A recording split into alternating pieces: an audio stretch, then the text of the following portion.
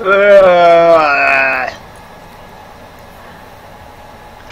with that, welcome to Talking On with Caffeine, episode 130.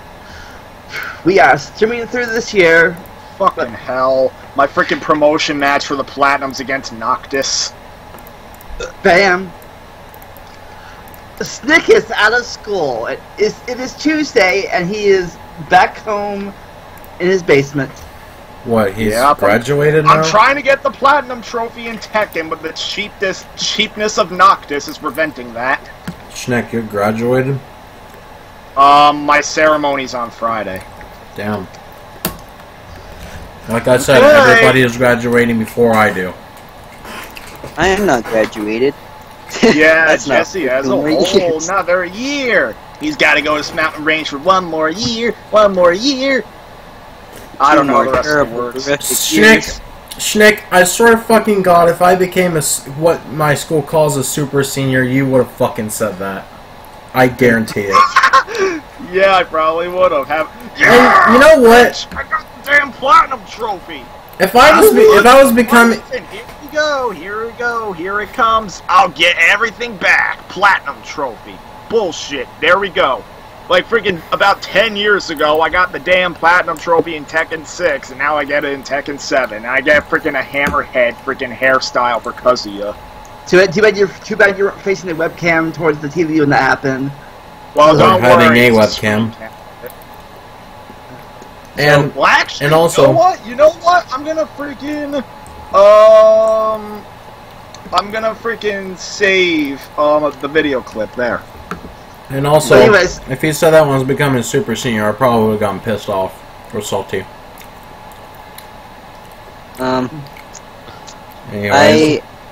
So, what's stupid? I'm gonna say this real fast. I still have like I have this week and another week of school left, and then I'm done with sophomore year. But for some reason, they decided to have tomorrow off. Yeah, I'm having Wednesday off tomorrow, so I get to stay up really late today. Wahoo! But yeah, I don't know why they did that. like I said, I am half dead right now. There's like 3 people in media, so. Now let's see. Jesse, set my if I was stats on. Jesse, if I was still in Mountain Range, I would have been kind of pissed off because it's like they give us an off day for the shortest day possible, yet they make us go on the longest feeling day possible. On Thursday, there's no more block periods. Since the seniors left, all the block periods have just stopped. So it's normal? Just all normal days. Yeah, they're all normal days. Wednesday's still short, but it uses a regular schedule. Like, instead of 4 hours, it's still like the full 8 hours, but just like shrunk down to 30 minutes. Oh, yeah, that's right. I forgot about that. Yeah. Anyways, while you were gone, Stick came up with our first topic: trophies and achievements. They're yeah, okay. because I just got my Tekken 7 Platinum.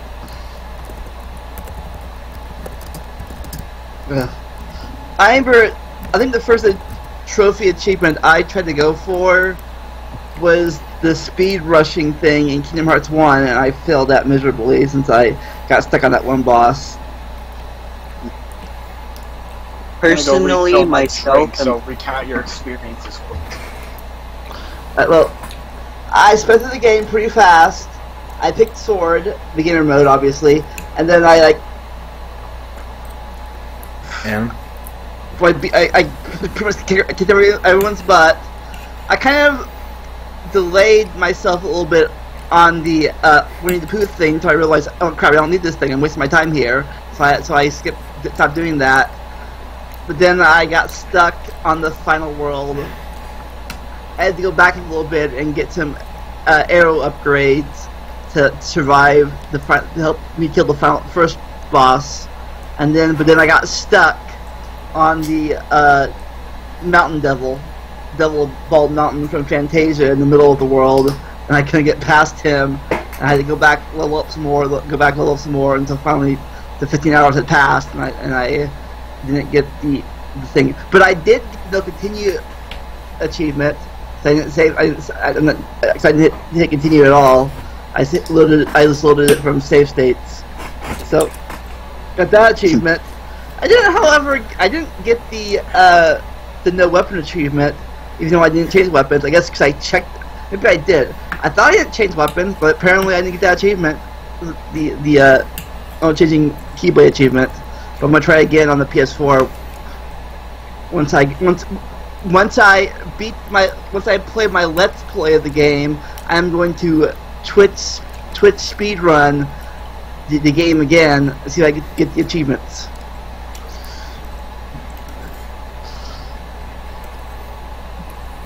I think Snick almost got. I know Snick beat Platinum version, not the Platinum version. Snick got the Critical Mode trophy in Kingdom Hearts 2 PS3 a few years ago. Didn't you, Snick? He left. I thought he was. Oh.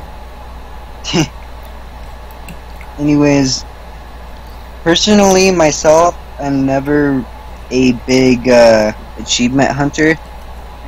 I mean, I did have an Xbox 360 during my, I'd say, early teen years, like 12 through now, I guess. I did some stuff to get achievements in Halo and Minecraft, but to me, I grew up playing games like Mario 64 and like more so platforming games and Yeah. stuff like that. It had much achievements back in those days. The personal achievements. Yeah, like, and my feelings on achievements are just meh, whatever. They're fine, I guess. But if I wanted to do that challenge, then I would just do it myself. And I feel like if I did that, like, just on my own will, like, hey, I'm gonna beat Mario 64, but without pressing the A button, like Maniac. Oh, god damn it. Is that a thing? Yeah. I don't even think there is a no press button. I think there's like...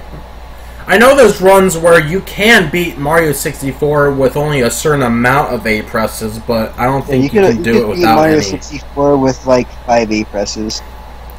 That's like the minimum amount. There's also minimum amount of captures in Mario Odyssey, which is like 14. So, you could also beat Mario Odyssey without jumping, which is insane, because... Anyways. So like if... What, would you jump by throwing the cap? There's like weird stuff that you do, but that requires spoilers, so... Anyways, so like if I wanted to do that, just by myself being like, hey, I want to play Mario 64, but I want to make it harder for myself. But then I go and I do that challenge, and if I beat the game, then I'm gonna feel really accomplished. But like, say if I'm like playing Halo and there's an achievement like grenade 20 elites or whatever, and I'm just like, woo. So then I try for like 5 hours, and then I get the achievement, and I'm just like, oh, alright. I mean, I'm glad that I got that achievement, but like, I kind of felt like I was told to do that. Like if there's something random, like I feel like achievements could be random sometimes. Like if I found out, like, it's like, find an Easter egg in blah blah blah this world, I think it'd be better if I just found that Easter egg by myself instead of looking into the achievements list and seeing that. Well, then it won't really feel like as much as a surprise. It doesn't have as big as an impact, but that's just my is there any games that you can give an example for? Because I've never seen a game where that happened. Minecraft, ride a pig and fall off cliff. You can do that? Yeah, that's an achievement. If you get on a pig using a saddle, and then if it randomly walks off a cliff, then you get an achievement.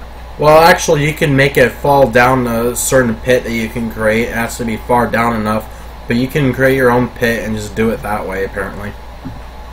Exactly, but like, you would have to know that the achievement exists to go out and do that.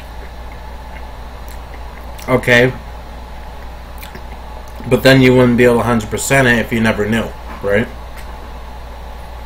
Well, see, achievements aren't really like a percent. Well, okay. Also, the problem with that is that's not even an Easter egg. That's just straight up an achievement. I don't get what the point is. I used to... Back when I used to play... Well, I still play WoW, but... In Warcraft, there's like tons of achievements you can get for everything, pretty much. falling 50 feet and not dying is an achievement. Oh yeah, where you have to use the potion. I Or saw just- this skit where Or just not in the potion, just survive any way you can. I saw a video where this guy has like an ability where he takes no fall damage and he jumps off the mountain, and then he tells his friend, "Yeah, just use the potion and jump off the mountain." But the potion did nothing, so he just jumped down and died. Was it Nixium? Yeah, it was Nixium. Anyways, yeah, I just feel like. Also, I don't really like how there's achievements for just doing stuff that would come naturally. It's like, oh, you started the game, achievement get plus 1G. Yeah, those are kind of stupid. Like, you walked 5 feet, achievement. You killed something, achievement. You died, much. achievement. If you register this game, hey, if you register this game with the PlayStation Store app, you can get an achievement for buying a game, physical and non-physical. You're on PlayStation 4 and you're getting annoyed from the trophy alerts, so then you turn off the trophies. Trophy get, you turned off achievements. PlayStation 4 achievements. Find shit in the console. The end. What are you doing? I gotta show you this video about achievements when this is done. It's hilarious. Yeah. But yeah. So, what achievements have you gotten for a trophy? I know you. What? Back 2 years ago, I was discussing earlier, but you're gone. When you played critical mode 2 years ago, what achievements did you get on that game? Well, you just simply get... Well, on PlayStation it's called trophies. They're only called achievements on Steam and Xbox. Are they pretty much the same thing, though? Well, they're basically the same thing, but on beating critical mode, all you get is a trophy for beating critical mode. Was it PS3 version where when you had to beat every single level to get all the trophies, but in PS4 you get to beat them once and you get all the lower achievements? Yeah, on the PS3 version. No, in the PS3 version of the 1.5 collection, you needed to beat every single difficulty level. But in the 2.5 collection, they fixed it to where if you beat both games on critical, you just got them immediately. And then the PS4 version, they make it to where all the games, including the 1.5 games, can do it. So once you beat critical, you get proud, normal, and beginner trophies automatically. Yeah. Well, that's the way most games do it, actually. What about you, Mario? Any achievements you got accidentally, not even trying, you just got? Well, here's a question, Schnick. You probably know more about Xbox than I do. What is the gold? What is the gold thing for when you get an achievement? Like, what purpose does that serve? Gold? Mm-hmm. I'm not. I don't know sure what gold thing you're talking about. You earn Oh, an you mean achievement, you get gamer points? That's You mean what they gamer call it. points? I thought they called it gold points. No, it's called gamer points or game points. Yeah, basically. Yeah. The points you earn from getting achievements on Xbox, it's just meant to be like a little score thing. So it serves no value other than that. I think with Xbox Live rewards, you actually got more. Depending on the amount of achievements you had, you would be separated into different tiers. Like the higher tier you were, you would actually get more rewards points based on the dollars you spent on the Xbox store, though I don't know if that's how it still works. What are rewards points? Rewards points are what that suggests. You get points and they eventually build up into money. That See, the way I wish they do it is, so every time you get an achievement or a trophy, you earn a little bit of like gamer points, let's say, and you can use those and pretty much trade them in for, maybe something like a wallpaper or a theme or whatever. Yeah, and you could also use it to customize your avatar and do all that stuff. Well, yeah, but what I'm saying is it should have a monetary value to it. Like, the more achievements you get, the more monetary stuff you can get. So in other words, Well, the better you are at I know, games, the better Sony you can get Rewards stuff. kinda did the thing with PlayStation, where if you got certain trophies, you would actually directly get rewards points on Sony Rewards. Yeah, but then companies would probably just make ridiculously hard achievements if that was the. If Well- that was Well, the thing is, the rewards you get are very little. Like, supposedly for silver trophies, you get 1 point.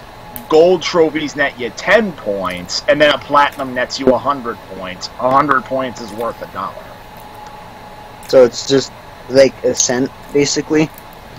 Yeah, like essentially you're not earning that much from it, but it's something. Well, I That'd be wish kinda you could at weird least thing get to themes do. from it. Yeah, no, that'd be kind of a weird thing to do, though. Like, imagine grinding in, like, the 4 or 5 games you have just to buy a game that's, like, $5. Well, I mean, it really depends on how you look at it. I see it more as a way to get themes, really, because I don't think games would be a very good option for this kind of system. Hey, Sony Rewards actually does have themes for sale on their storefront. Our trophies are really are they anything besides just bragging rights? I mean, for most. They're kind of bragging rights, more or less, but I'll tell you this much. The one kind of achievement / trophy I cannot stand are the ones that require heavy grinding in multiplayer. Especially if the 900 multiplayer service gets cuts off. I mean, well, here's the thing. So for games that are heavily multiplayer focused, where either single player is an afterthought or there is no single player, then it's okay. Because the people who buy the game are probably buying it for that purpose. But when you have a single player game that just simply gets multiplayer tacked on, most likely the servers for that game are gonna be dead. Like, if the servers aren't outright shut down, there's going to be no one playing. You're not going to be, and then half the trophies end up being, reach maximum rank in multiplayer, and you can't do that because no one's playing. Yeah, it's stupid. It's like if you're, like, say in, like, 10 years, the Black Ops 3 servers goes down, and there's, like, a gold achievement that's worth, like, it's like prestige 20 times, worth 10,000 gamer points. So it's like impossible to get that. You know, it's actually pretty funny. In the earlier days, the Call of Duty games, if you can believe it, all their achievements and trophies had nothing to do with the multiplayer.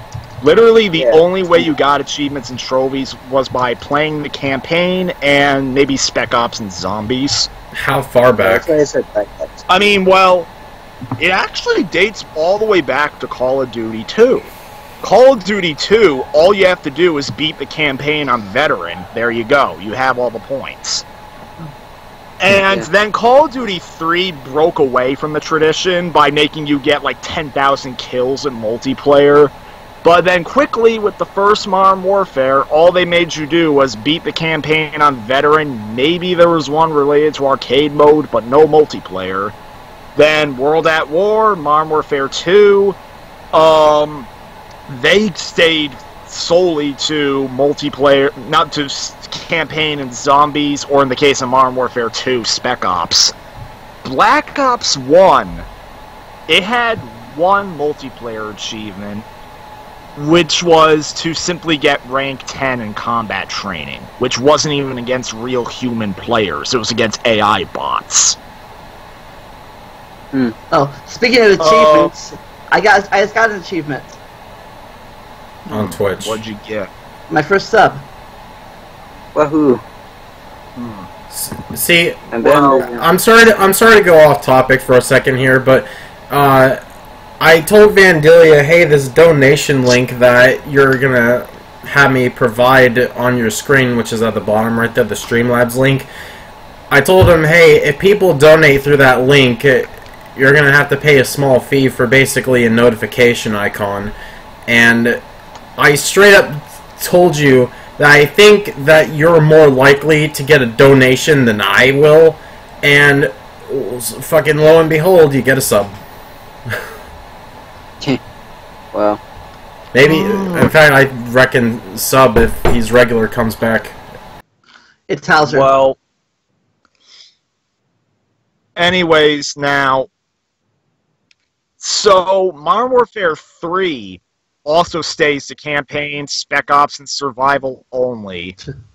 And Black Ops 2 made you get rank 10 in multiplayer, but that was it.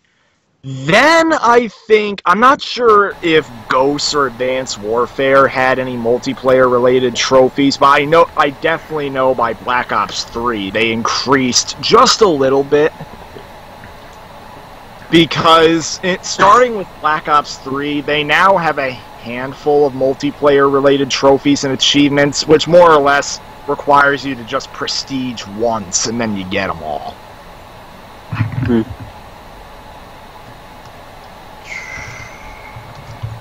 But, I'll tell you one thing. The one game with a multiplayer mode that I had the patience to grind for all the multiplayer trophies was Quantum of Solace on the PS3. Let's just say it was not the short version of the story was that it was a long, grueling 4 years of going on and off of losing interest, gaining interest back when I got a group of people who wanted to boost the trophies, because that's a real thing. Occasionally, people who want to get the trophies will do what's called boosting, where they form parties, they arrange for times to go into the game together, and they just basically farm the trophies on their own. Yeah, some people also do that to grind experience. You know, two things. Jesse, do you play WoW? I know a bit about it, and I've played the game. I played Classic, and I played Legion. Was that your friend that played it? Or was that your other friend that came like one time and played it? I think my friend is way more into it. He's been playing it since he was but a small bab. So yeah, I was thinking about earlier talking about multiplayer, single player. That's kind of like a game that's both. You can play the whole game by yourself if you want to, but to get the bosses and stuff and the big things, you have to team up with other players. Yeah, to do the raids and the 40-man dungeons. Yeah. Yeah, you can play the whole game by yourself and level up to 120 now, but single player. But they have you have to team up with people if you want to beat the big guys. Can't you just straight up buy your way to 100? Pretty much at this point. Yeah. I think they did that to try to prevent gold selling. No, you die this, don't you? No. Gold selling is where you pay someone else to level your character. Some yeah, I know. Farmer or whatever. You pay them money to get your character up to 100 or whatever because you're too lazy to do it yourself. But now you pay Blizzard to do it for you, and you have to worry about your account getting hacked. Or there's tokens. You can buy a token for $20, and then you sell to the auction house for 200,000 gold. You know what I've seen on eBay before? I don't think it was necessarily. I almost said League of Legends, but I don't think it was WoW specifically. But I've seen listings where it was some multiplayer game, and literally people would sell accounts for certain games, like just their fucking account totally, and it would be like, oh, max level player account, buy now for something. Whatever. Max level RuneScape. Oh my God. Well, so I think that's worse. Does anyone care to hear the full story of how I finally got the freaking platinum in Quantum of Solace? Sorry, one second. I have to ask this one question real fast. Yeah. That's about a modern thing. Chris, there I think there are plenty of non-recorded in-game, they're not in-game achievements. They're personal achievements. They're not trophies for like speed runs. There's no trophy for a speed run, or like you beat the game without doing something. Like we were talking about platforming, like earlier Mario games. There's no trophies back then. Like actually, there's never trophies for Mario games. I don't know what you're talking about. Anyways. Actually, Adam, you're gonna be a bit surprised about this, but Mario Odyssey actually has a form of it, but you're gonna have to play the game to figure it out for yourself. Yeah, but that's a game specific thing. I mean, technically you could say that's achievements, I guess, but I mean, as a regular thing, no. Also, the speedrun thing. I know that some Wii U ports of PS3 and 360 games still had the achievements. It's just they were in game only. Also, also another thing, speedrun. Look at Kingdom Hearts. Boom. Yeah. Oh yeah, and Crash Bandicoot time trials. There's a lot of time trial stuff, but it's not necessarily a speedrun. But is there like but it is time attack? But it is though. Like old school games that you played that you beat a certain way that you were proud of that you consider that an achievement? Me beating Super Mario Bros. 3 on original hardware, does that count? Oh, for the first time, by the way. But does that count? Me getting to level 2 in Sonic using a Wii remote on the Wii Virtual Console, that was an achievement. Sonic what? So, I'm joking. God damn you. I think the first game I ever beat, that I remember beating, was... what game did I beat? When you don't know what games you actually have beaten. Oh, I mean, old school games. Oh, actually, wait. Now that you mentioned it, you said personal achievements, right? Well, I'm going to load up my copy of Mario Kart DS because I accomplished something last night. I just remembered. 5,000 miles driven. What? Well, Mario Kart 7 has the coin count, so that's close enough. Oh, I think my first was I didn't like to beat the game, but I think my first personal achievement I ever got was I crossed the road in Frogger without dying. Jeez. Just the road, not even the logs, just the road. All right. Mario Kart DS mission mode. Did you beat all levels triple star? What? Even the donut one? Even the stupid donut one? Yeah, the donut one. I even dared play that, and I still got triple star. Look at this. Adam, you are God. The stupid donut one's like the donut one on the freaking battle track. I don't know how you did that because there's a past speedrun of the game that still got 2 stars on it. Okay. So. What? Yes, I'm serious. How is that possible? Not a task speedrun. It was a normal speedrun. Oh, the world record for beating mission mode in the fastest amount of time. He only got 2 stars on it, and it's still the world record on the donut level. Okay, well apparently I beat the world record for the donut level because I got fucking triple star on that shit. So I don't know how the fuck. Yeah, you did. There's no fucking way. I'm gonna tell you this right now. It is in fact possible. You have to do a certain trick with it though.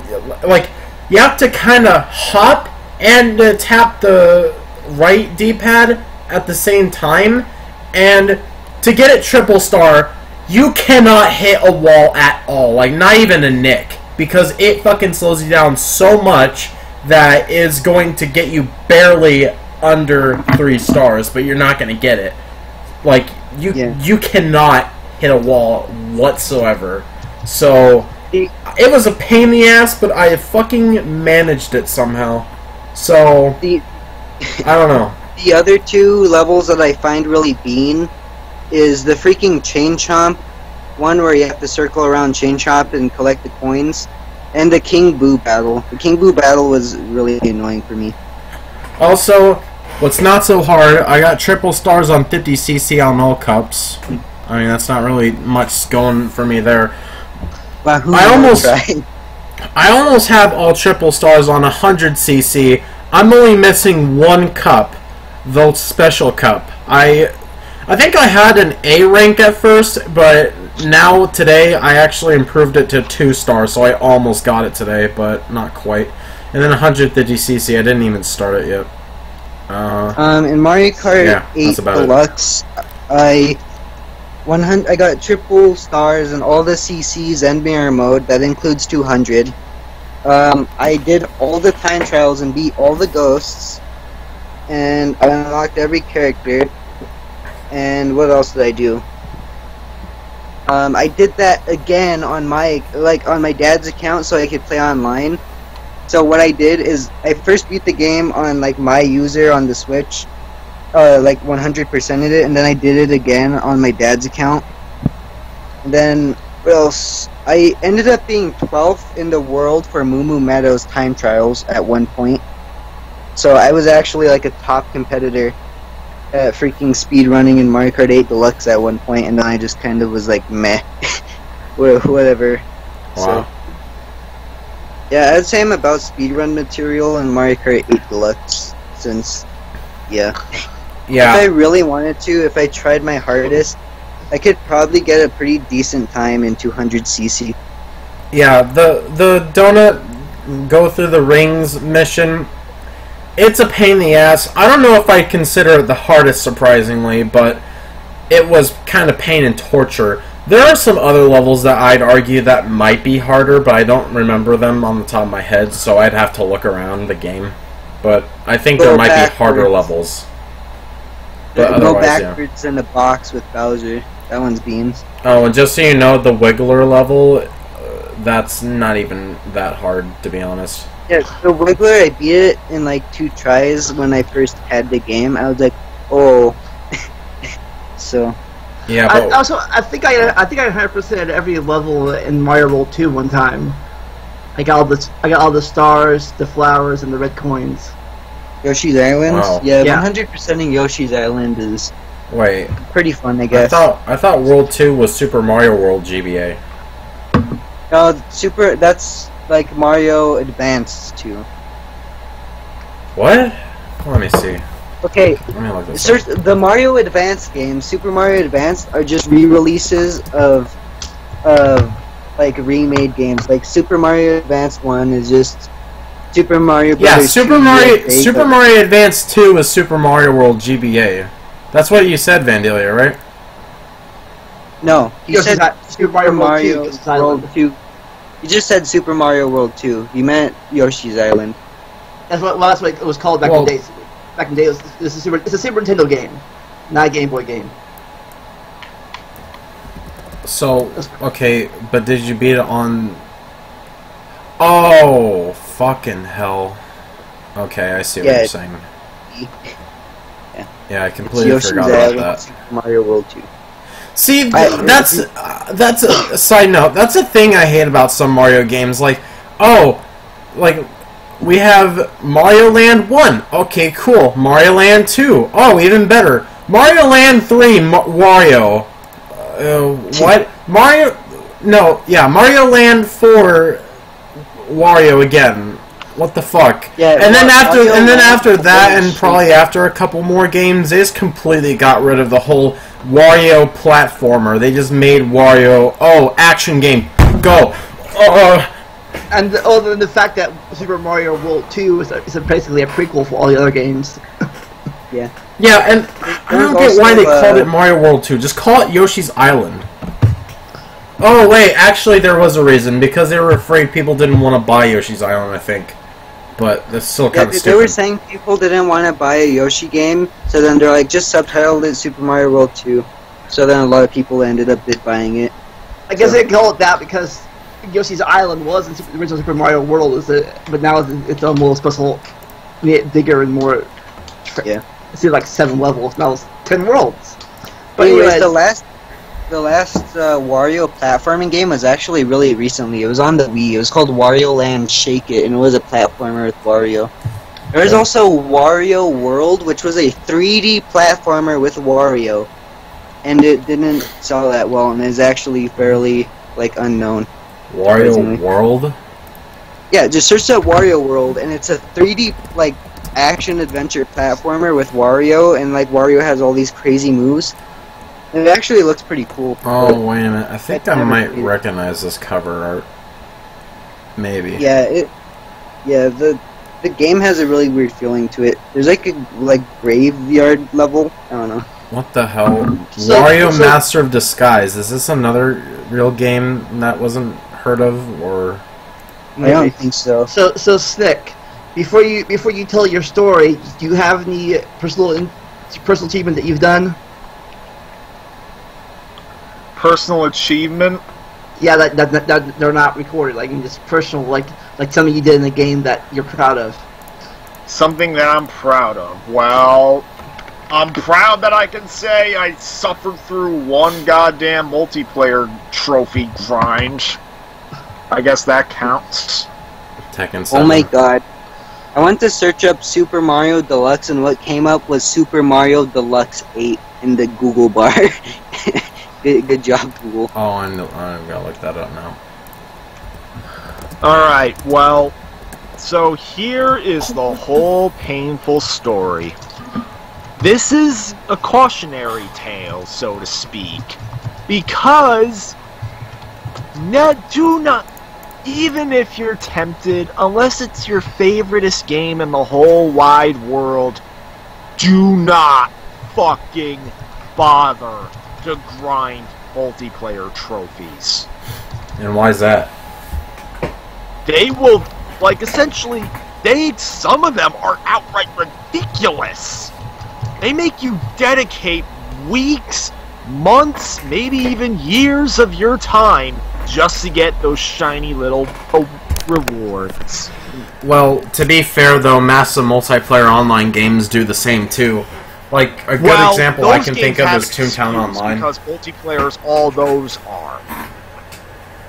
I mean, I guess, but with a game like Toontown Online, which is kind of deadish, but not really, that game, oh my god, I think it might take you a couple years or more, and all for like almost nothing.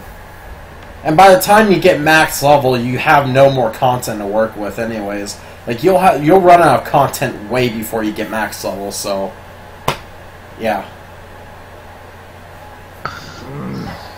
GG Well, with that. So, I was playing through the campaign of 007 Quantum of Solace on the PS3. I had just finished the campaign on 007 difficulty, I think it was called. It was either 00 Agent or 007. It was the hardest difficulty, and I actually beat the game on it. So is that real fast? Is that a game you're gonna play in the future or Grandma special? Yes. Not on 007 difficulty, though, because it was not easy. Didn't even know we were still doing those specials. Oh, I'm still doing those specials, except the only difference is that they're now going to be live streams. Oh. In fact, chances are, because it would take me eons to finish all the games, I might actually make 4 specials a year instead of, 2. 2, yeah. At the moment, I'm still doing Nightfire in October, but I don't know, maybe I'll move Nightfire to... We'll see. Let's see. Agent Under Fire was in March, so maybe... So March was her funeral, death day, and October was her birthday? Yeah, March is her death day, October's her birthday. Maybe June can represent when she went upstate to work at the pool. And, let's see. Maybe December represents how it was Christmas. I don't know. But, anyways, I beat the campaign at 007 difficulty. Like, it's basically like going through a Call of Duty game on Veteran. And, in fact, it's ironic because the game was developed by Treyarch and it was released side-by-side with Call of Duty World at War. In fact, the game even runs on a modified Call of Duty.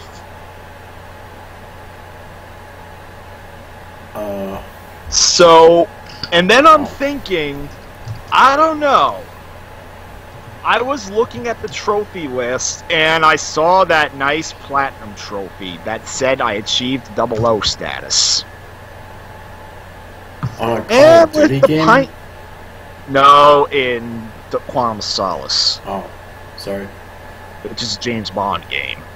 So, and the pint of middle school schnick wanted to get 00 status. So, he looked at, well, I looked at all the multiplayer trophies. I'm like, because the funny thing is, the servers were actually fairly populated back then. I don't know if they are now, but... I'll be right back.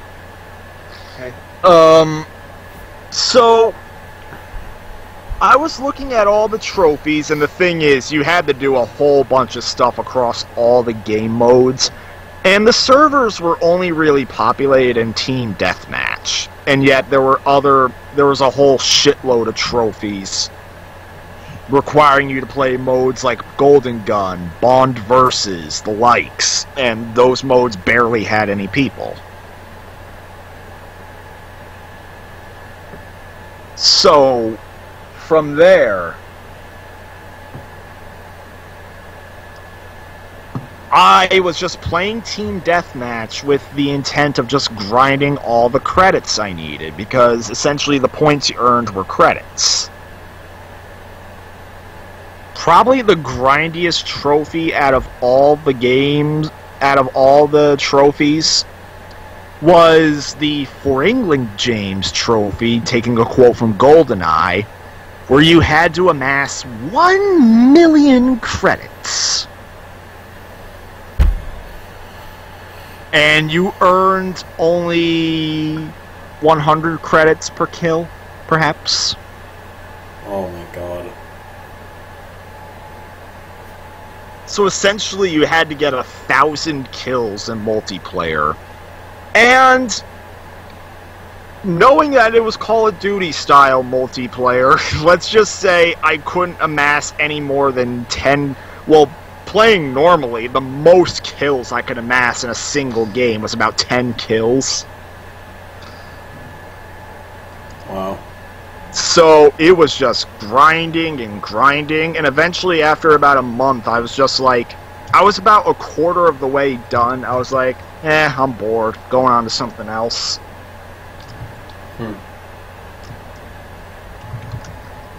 Eventually, I got curious, maybe about... This was in 2011. So, towards the end of 2011, I got interested again. And this time, I actually went to GameFAQs, and I posted a message offering my services for trophy boosting.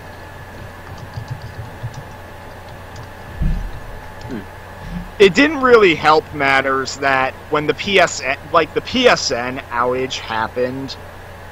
Well, actually, one thing that prevented my not my boosting, but like me getting the trophies was the PlayStation Network outage.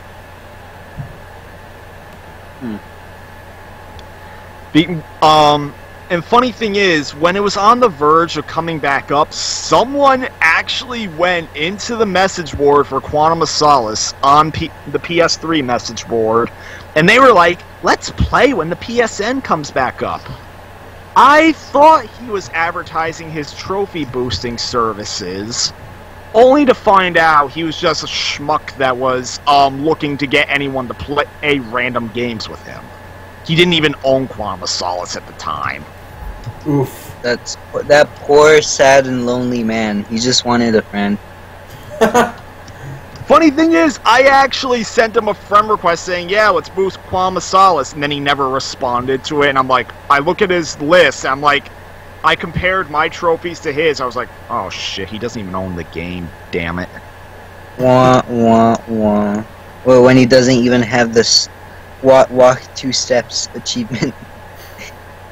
So, eventually, I created my own topic offering my services, and eventually I got a response.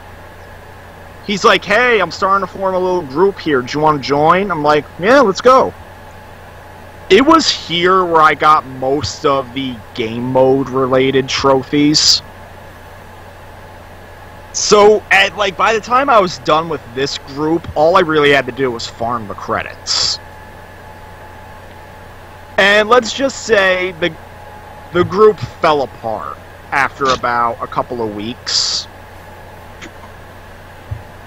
And it was all because of this one Brazilian kid who was super impatient, always wanted to do things his way. He always essentially, it got to the point where we were taking turns just standing still on the map while one of us went around killing everyone. He wanted it to be his turn all of the time. Eventually, we got into a text chat trying to make arrangements for what we were going to do to make things a little faster. All of a sudden, he started flinging insults at everybody. Like, at one point, I brought up a good idea for the chat, and he's like, yeah, good. Now, let me tell you something I wanted to say since I first met you. Go fuck yourself. Wow, dude. And he just flung into a series of freaking curse words and whatnot at everybody in there. That's the one problem with multiplayer games. You're going to run into assholes. Yeah, and let's just say, anyway, things did not end pretty.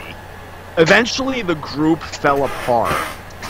How did it end? And how did they end off with? Did they just leave? I don't know how most of the only final fates of the group that I'm aware of are the guy who originally invited me and the Brazilian kid. Both of them got the platinum right then and there. But the guy who originally... No, first it was the Brazilian kid. You know what he did? He sends me a message saying, do you have any games you can lend me on PSN? Wow, what a faggot. He was essentially asking for my account credentials. What a faggot. Yeah, and I'm like, no. I'm like, why? And he's like, I need a new game to platinum. I platinum all my other games. And I tell him, I lied and told him no, and he defriended me right there. Are you fucking serious? You're like, was he your friend anyways? Like, no, I'm not your friend, kid. Oh, let's just say he was probably, this is a Daily Onion, I can tell on another day, because the Daily Onion today will be something different. But at the time, I was really sad when I lost some friends I made on PSN at the time. Let's just say he was the first friend that defriended me that I wasn't sorry to lose. And nowadays, if people want to defriend me, like randoms I meet, well, for one thing, I haven't made friends with a random on PSN or X. Like, I've never made friends with randoms on Xbox Live, and on PSN, I haven't done it in years. So, if there's any randoms I meet that defriend me, don't really care. But I made a few friends in Warcraft that some of them I'm still friends with, other ones I've lost contact with. Most people I play games with, I don't play them anymore. Yeah. I mean, I don't really play with any of the randoms I've befriended on PSN. Not much, not really. But the whole thing is, so right after that, like maybe about 2 weeks later, the guy who originally invited me, who is still on my friends list, I believe, he says, "Hi, I got the platinum. If you, I guess if you want me to help you out, I can." We didn't really talk after that, but let's just say I was just so pissed off after the incident, I just kind of gave up on playing Quantum of Solace. Then 2015 rolls by. Another group across my post on GameFAQs. And this group was a lot more organized. Like, we were actually doing some pretty good farming. Then it got to the point where one group member got salty at another group member, and, like, it got into, like, a big feud. And it all accumulated around November 2015. Like, I'd have to go look at the trophy earned dates. But I was so close to getting the last few credits I needed. And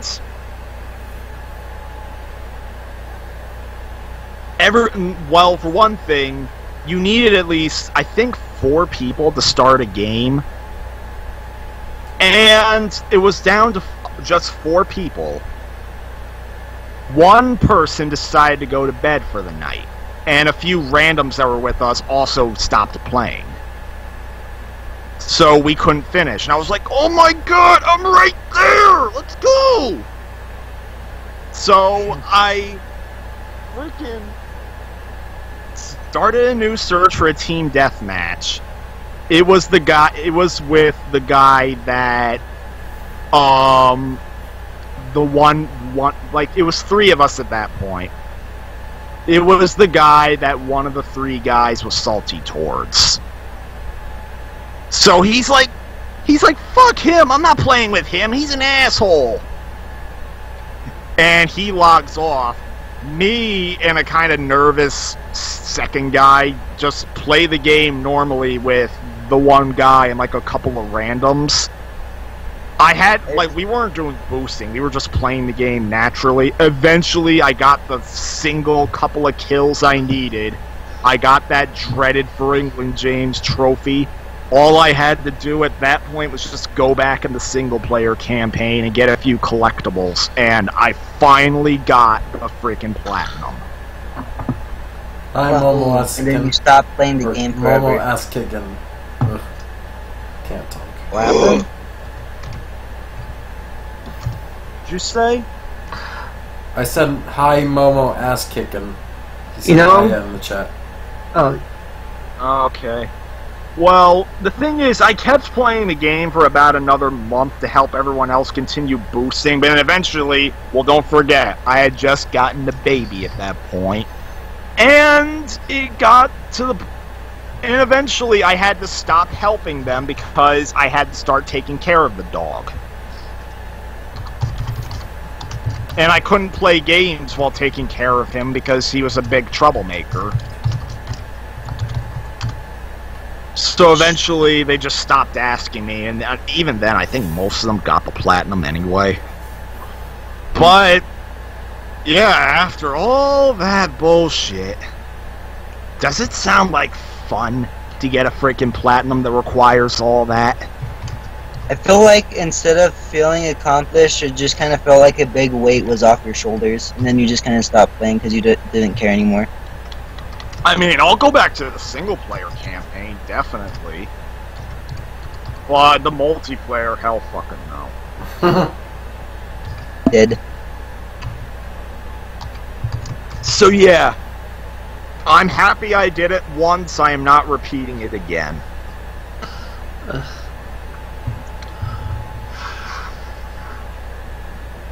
So, my other story, quickly, basically, it was when I was still having my 360, and I got Call of Duty Ghosts at the time with my little money I had, and inside there was a freaking unused code for Xbox Live, and I'm like, you know what, fuck it, I'm gonna try this, see if it works.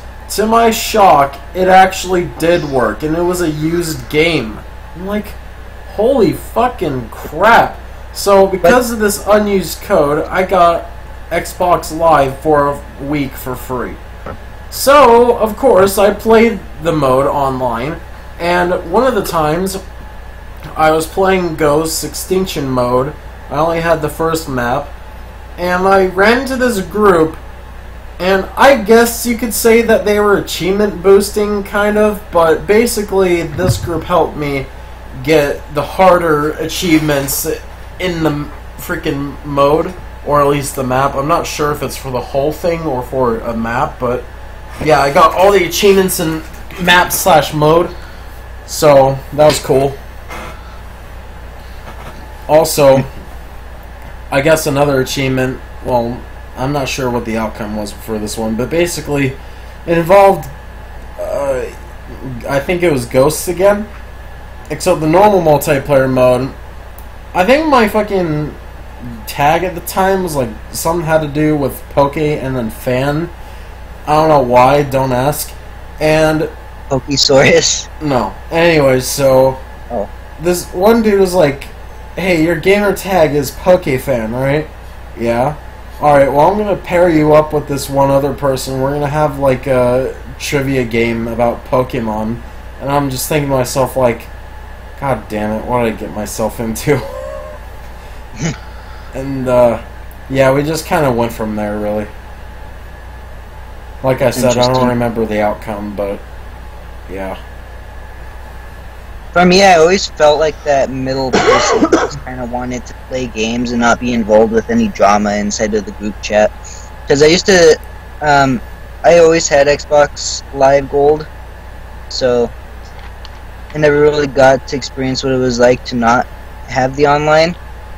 But when we got Minecraft, that's when I started dabbling in multiplayer, because they're online multiplayer, and basically I would just, you know, build maps, do that stuff.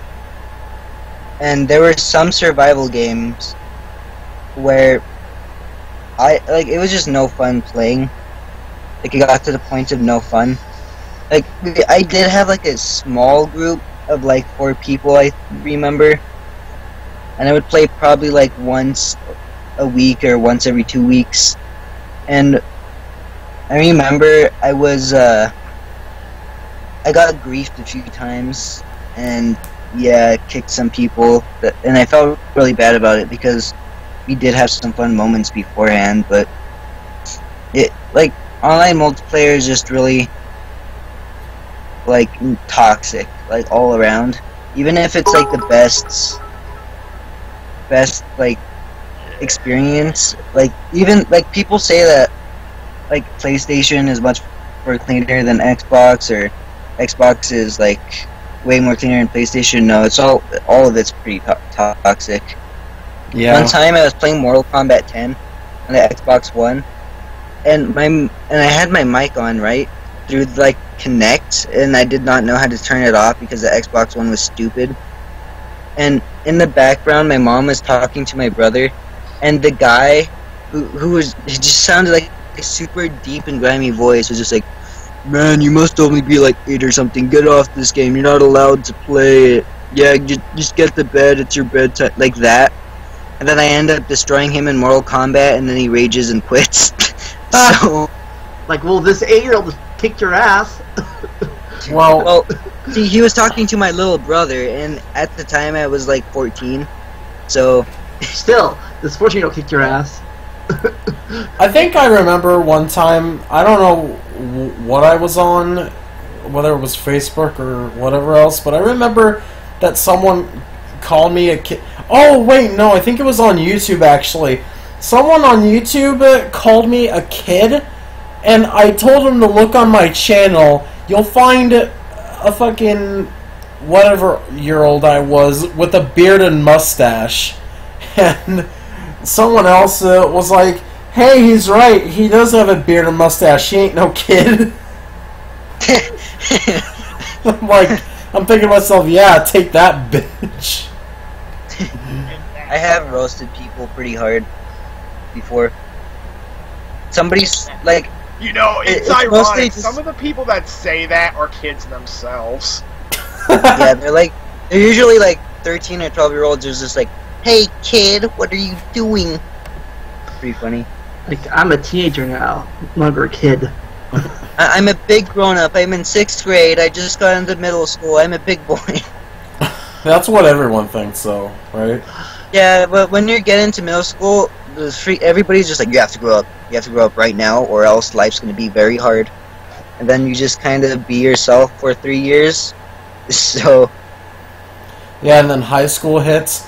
You're like somewhat in the middle school area, still in freshman, and then sophomore. That's it. yeah, so No, sophomore for me, when the kind of more. I'll tell you this much. In terms of appearance, for me, in middle school, 6th grade, all of us still looked like our elementary school selves. By 8th grade, we essentially looked like how we would in high school. And Yeah. 7th grade was like a bit of an amalgamation of the two. I feel like I'm going through what I would have looked like in middle school right now, and I'm a sophomore. So I had my growth spurt in 8th grade, or between 7th and 8th grade. I just remember because 7th grade I was still short, in 8th grade I was tall. I got my height I am now pretty much. Even though compared to everyone else in school, I'm still a small kid. I'm still rather small compared to everyone else in my school. But yeah, I had my 8th grade growth spurt. have any of you guys ever experienced growth pains, or no? Growth pains? I Like- probably did, but it's been so long I probably forgot about them. What? Growth pains suck. What the fuck? Are If you know growth what I'm pains? talking about, some people have this problem where they like grow too fast for their own good. So like the insides of their stuff is like a little bit stretched out, and it's like really, really aches and it's painful. And I used to get that in my legs all the time, and it sucked so bad. But luckily, I stopped having them. Growing pains suck. I don't think I've ever had a growing pain, but I did have this mysterious pain one day. Would you like me to explain? I know this story. Oh yeah, you do, Schnick. Alright, so one day when I was still living in Colorado, I was laying on my bed using my laptop and I was just browsing YouTube, you know, the usual, though I was sick, though, oh my god, I said though back to back, oh my god, I cringed. I was sick, I don't know what it was, but it was probably some, you know, generic sickness, and it required cough drops. So I was laying down, and nothing too bad as usual. I think it might have been a little bit late at night, maybe midnight. What? Sorry. I got really excited. Okay. I was playing Mario Kart and I got beamed. Oh. Well, anyways. So, my dad was asleep, and my mom was in the basement doing laundry. Though my parents' bedroom is literally right next to my bedroom, and the walls are supposed to be thin to the point where you can hear each other, kind of, so there's that. And all of a sudden, I got this weird feeling in a specific spot on my body, like about here, and I thought to myself, oh, that's odd. I'll just brush it off. It's nothing too usual or anything, or too unusual. And, you know, I just didn't really think of it. But as time, wow, I was going to say the phrase, but I fucked up. As time flew by, the pain was more apparent, and the feeling I get would be more, you know, obvious to me until it turned into a pain. And I'm like, what the hell? So I just keep laying there, and the pain just grows stronger and stronger, and it gets really fucking bad.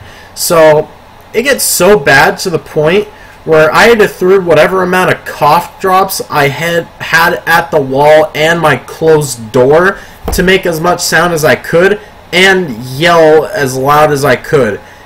I almost threw all the available cough drops I had before running out of things to throw. And luckily my dad came in. He seemed to be pissed off at first, because, you know, you'd be pissed off if your child was throwing fucking cough drops and screaming at the top of their lungs while you're trying to sleep. I tell him about the pain, and my dad gets my mom in there trying to figure out what's going on and what's wrong with me.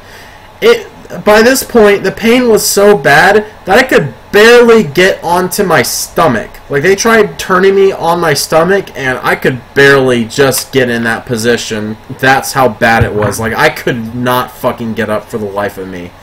You tried to get me up, yeah, that wasn't gonna happen. So, eventually, both parents leave my bedroom for whatever reason to call an ambulance. They didn't call 911 though. I think they called a local number. And here's where the weirdest thing happens. The weirdest thing is that as they're calling the ambulance, suddenly the pain just stops. Just fucking cuts off. So, I'm laying in my bed, shocked at the fact that my pain just suddenly ended like it was nothing. I could get up, I could move around freely, and now I was fucking scared because I thought my parents were gonna think I was a liar and, you know, get pissed off at me. No. You wanna know what your parents were probably thinking in their heads when you told them you're fine now? What?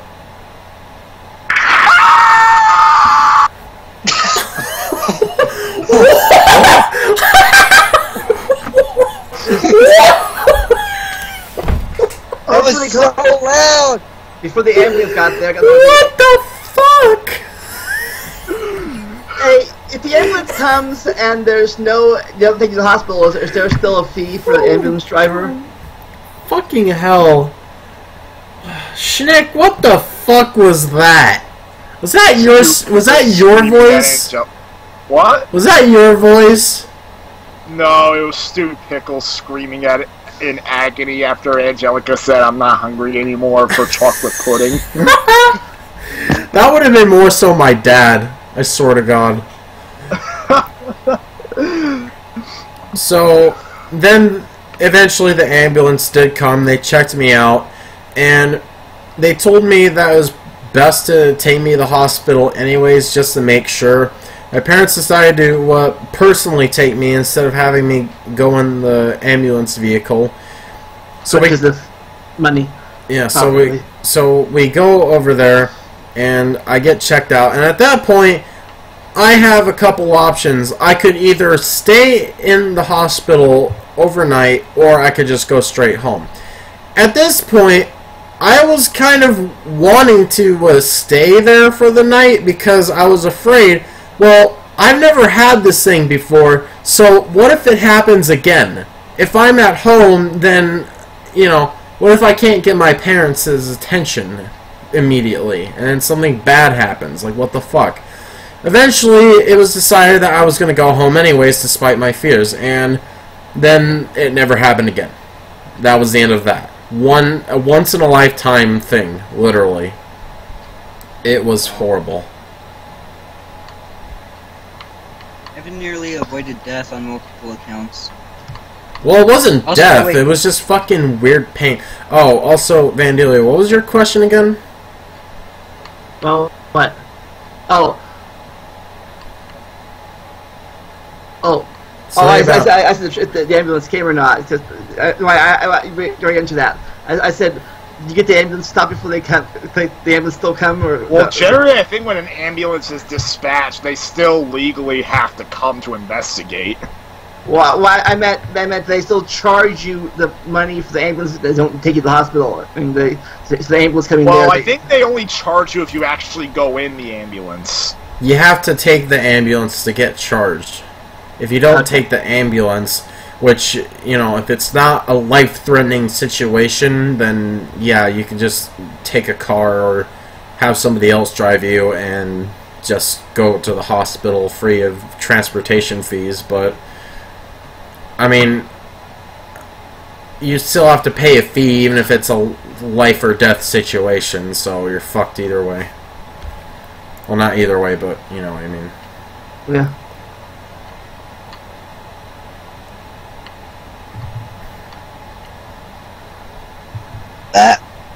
Give me oh. a second, I need a story. Oh. I have a story, not I need a story. Oh, Jesus Christ. I fucking realized we changed topics, yet we didn't even... Wait, did we change topics, or did we go off topic? That's the real question. I guess that we was- kinda went off topic. Or is that connected to our topic? Oh, God. Confused. Personal achievement, going to the hospital because your body fucked itself. Your body got confused. Oh. So you MarioTube guys is have confused. to get- It hurt itself in its confusion. back to multiplayer real fast though. Sneak Club tell his story about multiplayer. Do you have any bad multiplayer stories? Me? Yeah, or Yeah, I talked for a little too long. I want to hear everybody else. Let me think. Every time I played Black Ops 1 as a kid on the Wii with the Wiimote and Nunchuck, every time. Well, may not every time exactly, but it was not a fun time, usually. Mainly the controls, really, and also my lack of skill to play the fucking game. Well, you could have got a classic controller. I didn't have... Or GameCube. I didn't even have or any... GameCube I did not... controller. I didn't even own a GameCube or a classic / Pro controller. I don't know if the GameCube controller was supported, but... It probably was. Isn't the Wiimote and Nunchuck technically better than aiming with the joystick? Because wouldn't you have more accuracy? for some, probably I mean, for some games. Theoretically, depends on if you have good accuracy in real life. theoretically, yes, but I mean, it really depends. Your turn speed might...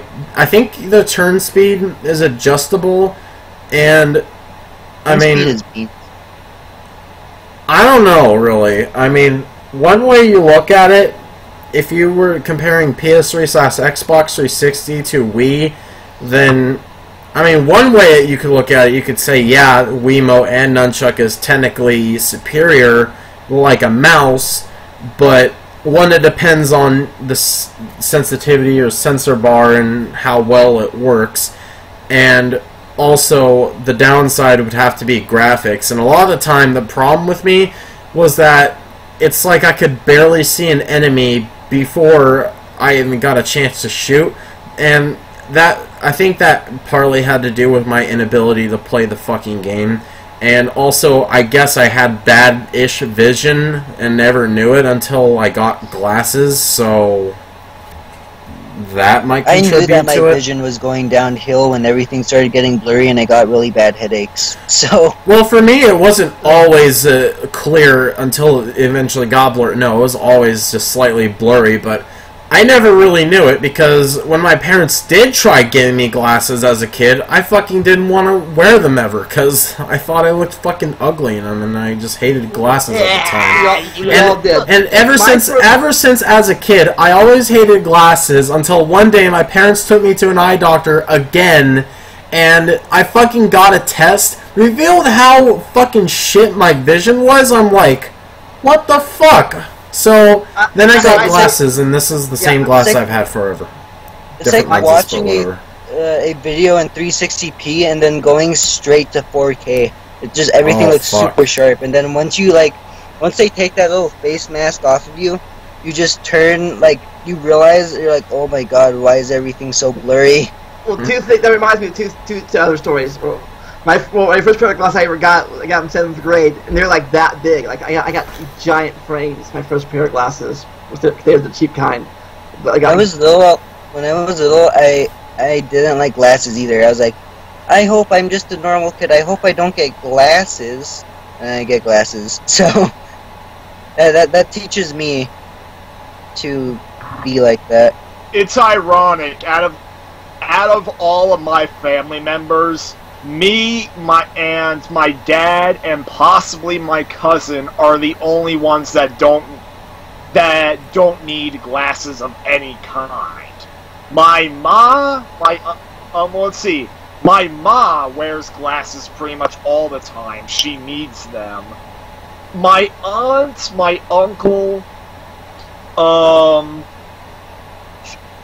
my other aunt, and my sister, my sister has glasses pretty much too, but my two aunts, my uncle, they basically have reading glasses. I think my glasses eyes is getting worse. I can't see the screen right now. I'm this far away. Because the print's pretty small. I can see some of the stuff in Skype, but my eyesight sucks. Anyways, also...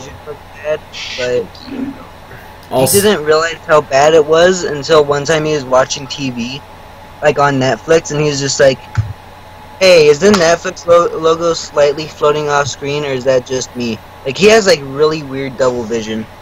Like, you know when your eyes get wet and everything's skewed? Yeah. That's basically how it's Yeah. him, like, just without his glasses, so... Oh yeah, also one other thing I forgot to mention. Transitioning to wearing my glasses at first was really fucking weird because my eyes were just not used to the new vision anymore. Or not anymore, they weren't used to it yet, so everything was like... It just felt... Not emotionally, but like physically, it felt weird. Yeah. It's like my eyes are trying to go cross-eyed on by themselves or something.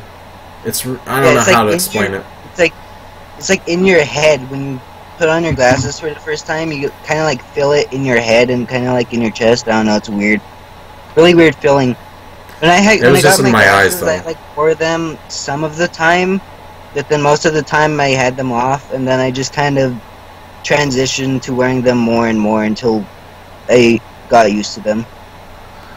One time when I got these pairs of glasses that I have now, which are my second pair, when I put them on, my eyes just went like cross-eyed, like everything just like shifted planes. It was really odd. Puckosaurus, when I got glasses, I just saw how ugly the world was. Damn. Wah, that's depressing. But let's see. I remember my first multiplayer thing I did. I think I might tell the story already, but I'll tell it again. We cannot repeat stories in here in this podcast. We were playing this game, an online game called Final Fantasy XI, and all of us, 6 of us at work, got the game, played together. We got one of the starting classes. I picked Rogue or Thief, depending on what game you're playing. But anyways, we got our first we leveled up, got our first party, little boss, and then we just got because we just got killed. We just got so we the tank died. We just all scattered. But I couldn't know what it was doing yet. So I tried to run away. But I just kept circling the monster over and over again, like run. But I was locked onto it, so I couldn't escape from it. Let's run around a circle around that thing. Wow. It's like disengage. Like, oh, okay. But no, I got killed. It was too late. But then I met my first jerk. Later on, everyone quit. I was still playing. I switched over to a red mage because I want to try healing. So I was leveling. Like, if I did a party, it was like, "Hi, you want to be our healer?" Like, okay. I am a red mage, not a white mage. Like, it's okay. It'll be fine. So I partied up these guys. I healed the warrior or tank, and somebody died, and they're like, "Why do you heal me? Why would you let me die?" I'm like, "Cause you're not the tank. I keep the tank alive. You did something. You did something stupid, and as long as the tank survives, the rest of us are fine." It's like, just use cure all next time. I'm like, fucking idiot. I'm a red mage. I can't learn cure all. So I told you that when you first invited me. White mages learn cure all. I can only heal one person at a time, and that's gonna be a tank. I'm gonna heal the person that can keep us freaking alive. Like, just heal the people next time. Like, fine, whatever. So next party. Like, whatever, they pulled the monster and then I logged out. Like, screw you. Like, the lesson today is never piss off your healer. Oh, yeah. And then healer. Oh, and thinking of also his story about going from 360 version to 4K version of a game or TV. 360p to 4K. Yeah, but yeah. I just had the same thing happen to me, but otherwise... Back when I played FF11 at my parents' house, they had dial-up, so it took like I'd leave my computer on all night or 2 nights, even download patches and stuff or updates. Oh. So one day I took my computer to my friend's house to upload a patch, he had cable. He got done like 30 minutes. I'm like, is it done already? Like what? The future is here. Yeah, now Like, and nowadays to us, 30 minutes is like fucking torture. yeah, it was like that was like me. I'm like, oh my god, I spent days uploading patches. I could do this like I can do this in 20 minutes. I'm like, mind blown. Back when 2 gigabytes used to take like 3 hours. Jesus. I swear. It was a fucking shock for me jumping from a shitty ass computer that could barely do anything to a point where it was physically getting fucked over. The charger was just crap. Oh my god. Now I'm tempted to talk about my old laptop, but anyways, basically the point was that charger sucked ass, could barely work, and everything just barely worked, and my old laptop had not even a full gigabyte of RAM installed. It was like 500 megabytes or 300 megabytes or something like that. And I jumped to a new laptop, and I'm like, holy fucking shit, this is amazing. And now I'm just like, oh, I want an upgrade again, but I can't. I don't have funds. Well, my first computer that wasn't my first computer was an Apple computer with the actual floppy disk and stuff, floppy disks, the 5-inch floppy disk. But my first PC computer I got in the late 90s, and it had a whole 5 gigabyte hard drive, 5 gigabytes. And I thought at the time 5 gigabytes was awesome. Wow. That's the thing. Gigabytes back then, that would seem like a lot. But now games are 5 gigabytes themselves, or more. Some games are more than 5 gigabytes. Some games are like 50 gigabytes. Some games on PS4 can be, I swear to fucking god, 100 gigabytes. I swear that, yeah, new gen games are stupidly big. Yeah. Whoa!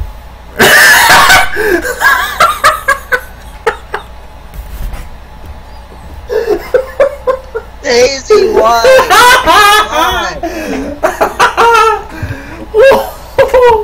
What the fuck? You're like, no! Yeah, that was my, like... Fuck! Oh my god, that's a lot of information. Like, my computer can hold. Now it's like, wow, 5 gigabytes, that's crap. That probably sounded like my brain stopped working. No, it's funny. When my dad bought me a memory stick for my PSP, it was back in 2006. He told me, it's 1 gigabyte. That's a lot. I mean, don't forget, it was 2006, but even then, I guess memory sticks back then were, memory sticks back then were like very small. Like having a gigabyte memory stick back then probably was a lot of information. Not a little. See, okay, here's a question: do you guys think that the older looking games were somehow better than the newer looking games? I'll say better. Games back then that look a lot like they've aged really good. Like Crisis 2 looked pretty good for even like today. I don't know, because I personally feel like that sacrificing the graphics from 4K to like earlier 2000s graphics, like let's say something like Simpsons Hidden Run graphics, kind of like that. I feel like games that look something like the graphics during those times somehow did better with the limitations. It kind of makes me wish that nowadays the arcade games would be left to have better graphics and home consoles. I mean, they could still have good graphics, but not as much as arcade. Because that's how it was. That's how it was like back then. Games home console, they were not nearly as good looking as arcade by far. Look at Time Crisis 1. Time Crisis 1 arcade looks fucking incredible compared to PS1 version. Well, they've definitely improved since Super Mario Brothers 1 and Super Mario Brothers 2 and 3 since those days. Yeah, I feel like first original I feel like I kind of agree with you, Adam. I feel like some companies, since there's just so much memory available, that they get kind of lazy, and instead of optimizing the game, they just opt for like 50 gigabyte games because they just kind of don't care.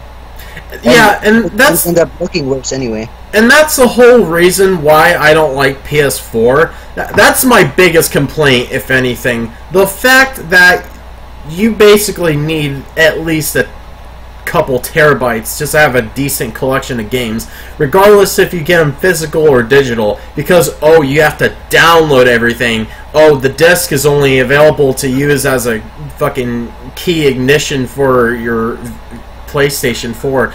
Like, fuck that, and fuck the whole, oh, games are going to be about 100 gigabytes. So it's like, oh, okay, so if I get 5 games that are each 100 gigabytes, and let's just assume they're exactly 100 gigabytes, and I have a 500 gigabyte hard drive, which is actually what I have, then guess what? I can only have about 4 games because I'm probably going to use a few of those gigabytes for other things like, I don't know, maybe media that I record from the PlayStation directly, maybe some themes, I don't know, stuff like that. So 4 fucking games for 500 gigabytes? Are you fucking kidding me? That is absurd. Meanwhile, PlayStation 2 or even PlayStation 3, you can have a fucking 1,000 games and still be good.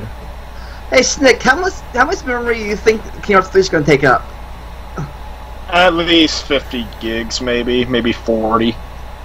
Cause like, yeah. From the graphics I've seen, from I've seen the graphics of that game is like it's totally different from your other games. Like, that's one reason why physical is not going to be dying anytime soon, because of storage space like that. And as long as they don't require you to download every fucking game you buy physically. At least Nintendo has the decency to say, oh, online connectivity required to get rest of game, basically. Which I fucking like. Yeah. That reminds me, when you download a game trying to talk on something, is it on your system or is it on like a cloud thing? And it's kind of both. That way, if you ever switch, you ever get like a new PS4 console, you have to re-download all the games, or you just like get the cloud, like games are still on, games are still on the system. Well, the thing is, to play the game, you have to have it on your system, but at the same time, there's also like a cloud thing, and basically all the cloud part of it does is just say what games you have and what you don't. What games I bought? Yeah, pretty much, yeah. So what you bought and what you didn't. So if my PS4 ever dies, I get a new PS4. I don't need to rebuy all the games I have on it. No, you don't need to rebuy them all. Everything. It was like that on the Wii, but not on the PS4. Like if your PS4 dies, everything's on your PSN account, so you just have to re-download it after you connect your account to the new one. Yeah. So that's decent, I say. That's one reason why I like the Nintendo Switch, because one, they actually bother to compress and, you know, optimize their games. Like Breath of the Wild on Switch is only like 4 gigabytes, surprisingly. And that game's huge. How much is on the Wii U? On the Wii U, I'm pretty sure it's about that much, probably like 5 gigs. Okay. And practically nothing except, you know, a tiny amount of space for saves if you get it or physical. So yeah, there's that. And with physical, it's only like maybe 1 gigabyte, maybe, and that's after like a year of playing. So I gotta be right back. But is it time for Stick? You ready for Jelly Onion? Sure. Well, there was one other thing I wanted to say about physical Nintendo Switch games.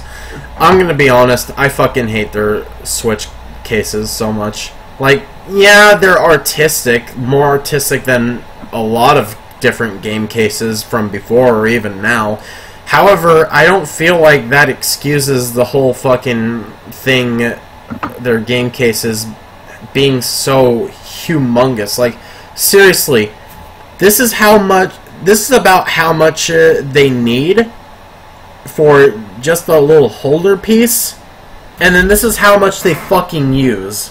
Like about this big of a game case, all for a tiny fucking cartridge. Like, why do you need a big fucking case for only a tiny ass cartridge that's about the same size, maybe a little bit taller than a DS cartridge? Like, fucking hell, they don't even provide manuals anymore. No, they're just like, you want a manual? Well, guess what? Fuck you. Why future? Apparently.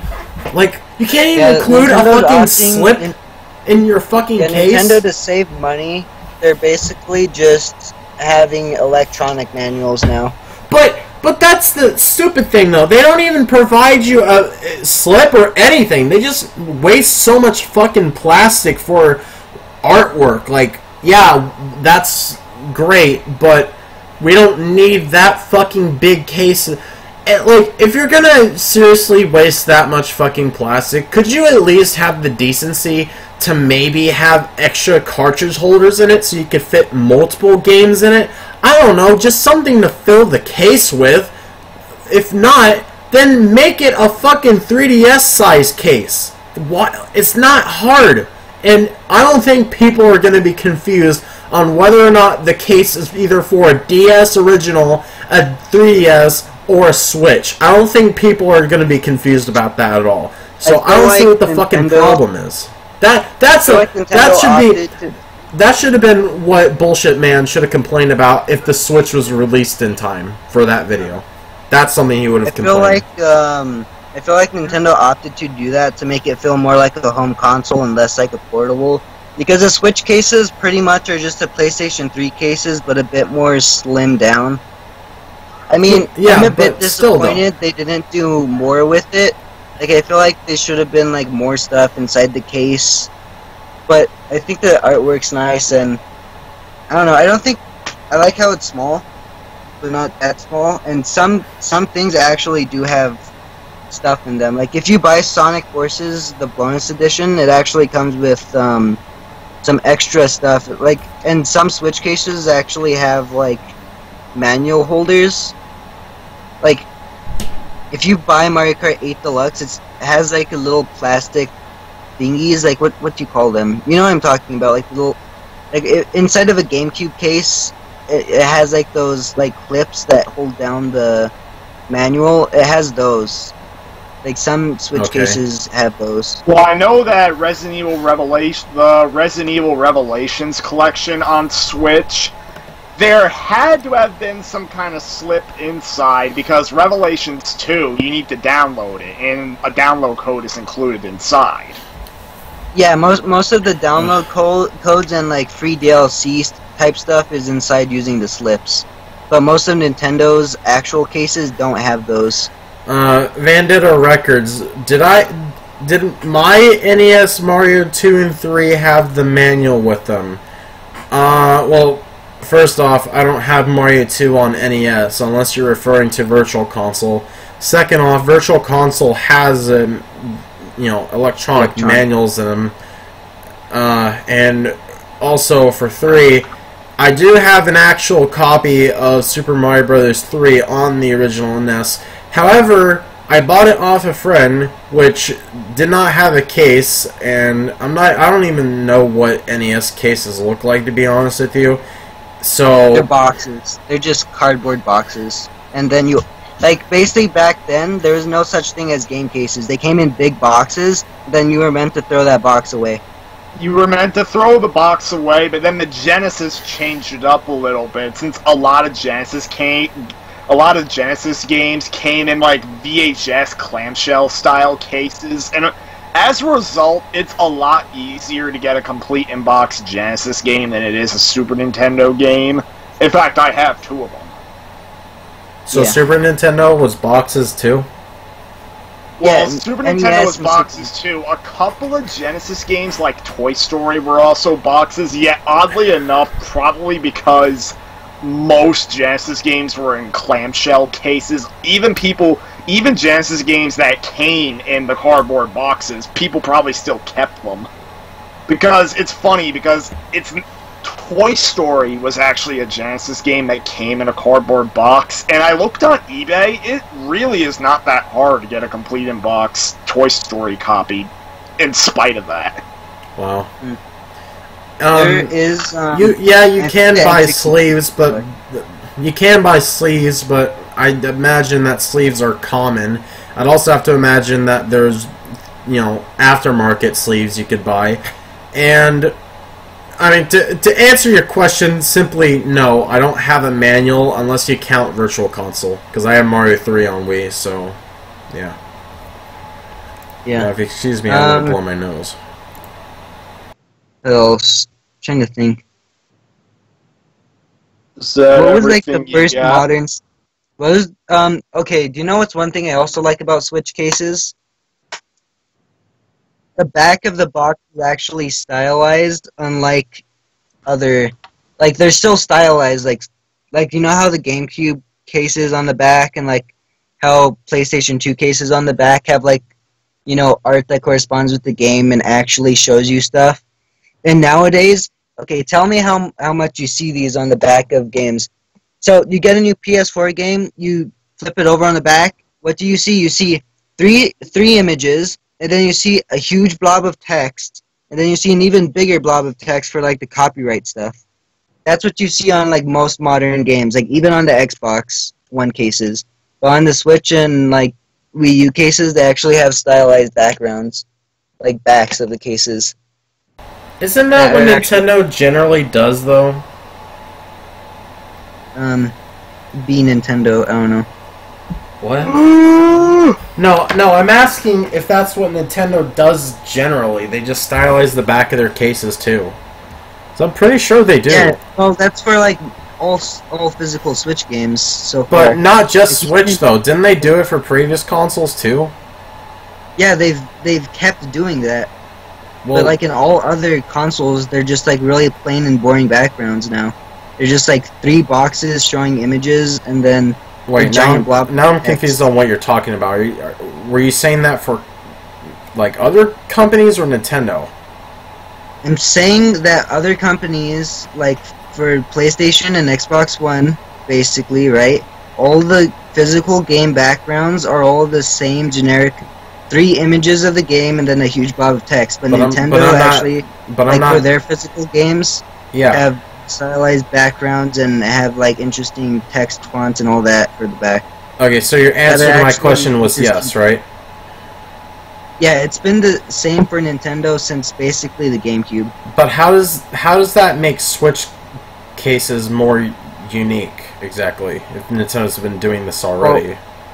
Because the Xbox One and the PlayStation 4 have less appealing cases. Okay, but that's kind of what it's been like since the PS3, right? I mean, I think the PS3 might have been stylized, but some games the PS3 and the 360 were kind of stylized. I would say the PS4 to an extent is a bit stylized, but Xbox actually no, I'd say they're still stylized, just they take up less of the box. Yeah, there's most of the time it's just 3 images and a blob of text. Like if you pull out any Assassin's Creed game, any Call of Duty game, honestly, any modern AAA game, there's like nothing there. I mean, honestly, I thought you were gonna say something like, what makes Switch cases unique is the art inside the case, instead of saying on the back. Because on the back, I don't really see how that makes any difference. That's also a thing. That's what makes the Switch cases unique. But see, the inside of the box, when you open it up, has artwork on the back. See, my thing, though, is that other than artwork, the cases don't really give you any reason as to why the cases should be so big. Like I said, all they really contain is one tiny cartridge, and that's it. And the fucking case is, like, big enough for a GameCube case. The same could be said for a lot of things. Like the GameCube case, the disc takes up, like, 1/4 of the case, and the case could be a lot smaller. The only difference is that back then they had manuals. Yeah, they included inserts. That gives you a reason to have a bigger case in the first place. But Switch doesn't have inserts whatsoever, unless you count very specific games. Okay, but that's just so small. But that's like just 70% smaller. You could have artwork on a 3DS inside of the case. You could still do that. There's no reason why the size of the case should say, oh, well, that's the reason why there's artwork. You could still do that on 3DS-sized cases, so I still don't really see any reason. Like I said, the only thing they really hold is one tiny cartridge. So the fact that they wasted so much space for very little reason is kind of insulting in a way. There's no reason to... Well, the only reason you're mad is because you're saying they quote-unquote waste plastic, but I don't think that's, like, that big of a reason. There's something to be upset about, in my opinion. I think... I mean, do we have, like, 20 minutes left? Yeah. Yeah, I was wondering if I could get to my thing. Oh, sorry, Schnick. Yeah, it would probably be better than spending another 20 minutes ranting about plastic. And also, one other thing I wanted to say, too. If they wanted to save money on not including manuals, then I don't see why they're still making bigger cases for a very little cartridge. They're really small cases. They're like 70% smaller, and they're like half as thick as a normal case. Yeah, but 3DS cases are still very small, so it's smaller than a Switch 3DS case. Cases are, I would say 3DS cases are only, like, they're more wide than a Switch case. They still take up about the same amount, and less 3DS cases use thick plastic. Anyways, continue. Okay, but before Stick starts, I would say this real fast. It's too bad we can't figure out how videos work on OBS, because it'd be cool to have right now, and have a quick video say, and now time for the Daily Onion video. Oh god, and Vendetta Records is asking me to play the audio for my Toy Story freak out. like, and now time for the Daily Onion with Snick 1990. You idiot. Alright, well, I had a main subject to tell in terms of elementary school schnick stories, but instead there was a story I wanted to share on Saturday before I ended up not making it.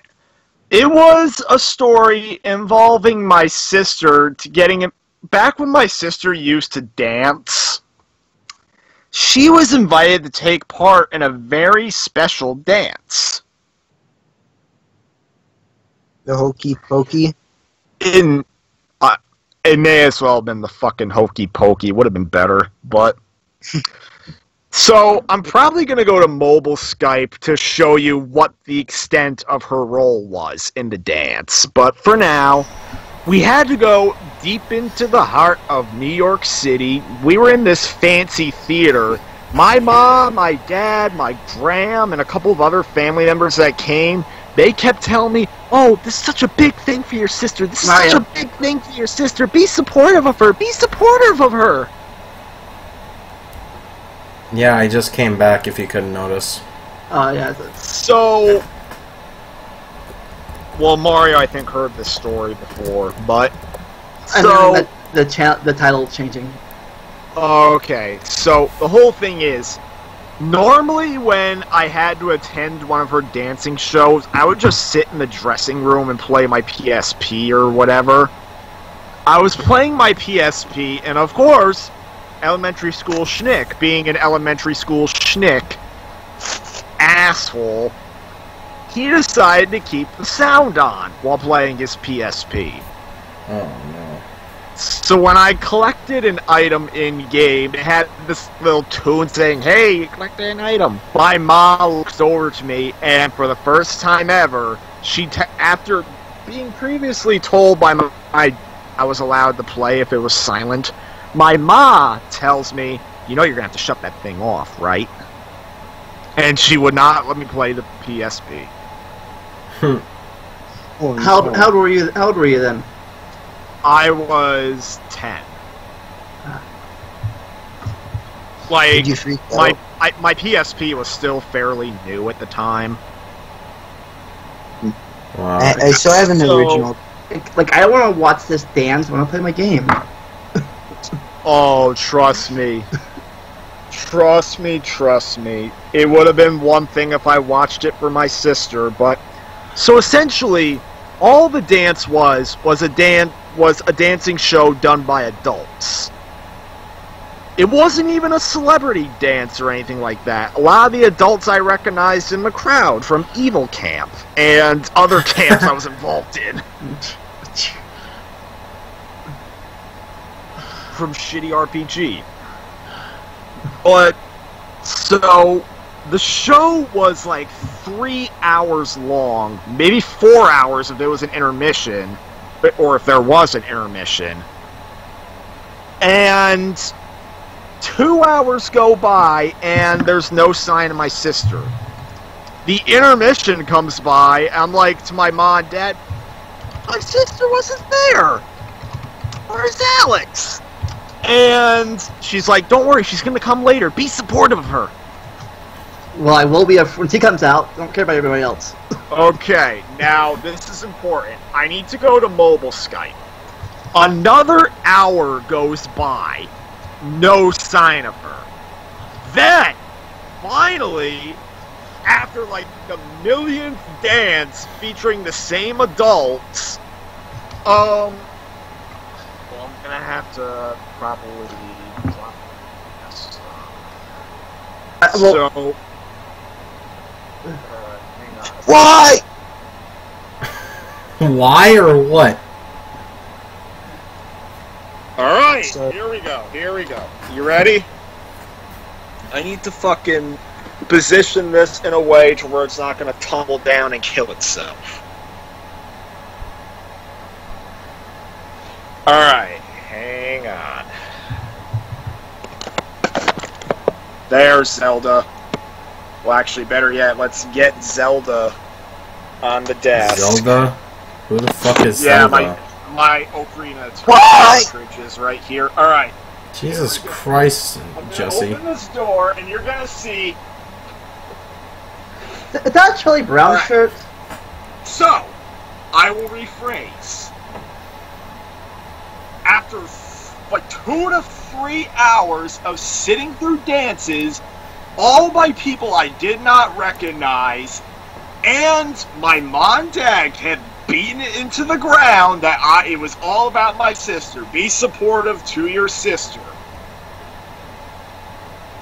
Several hours in, I'm watching another dance featuring the same adults. Then all of a sudden, I see her come out.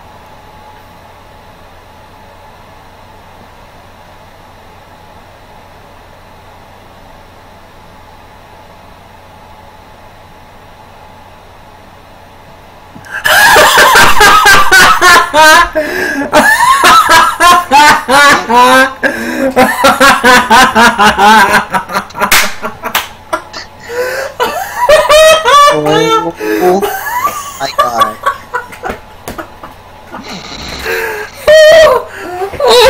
That's it! That's it! It was a little bit longer than that, like maybe about 1 or 2 minutes, but that is all she appeared in the entirety of the show. Oh!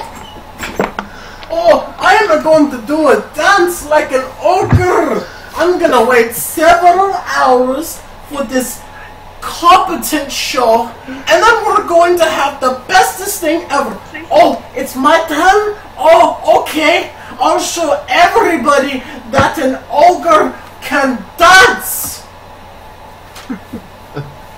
Oh, hello everybody! Play my game! But, okay. It's so...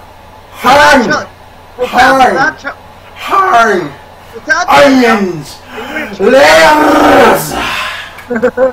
Good night, everybody! Oh my god, what the hell? I made him go... Raiders. Holy shit!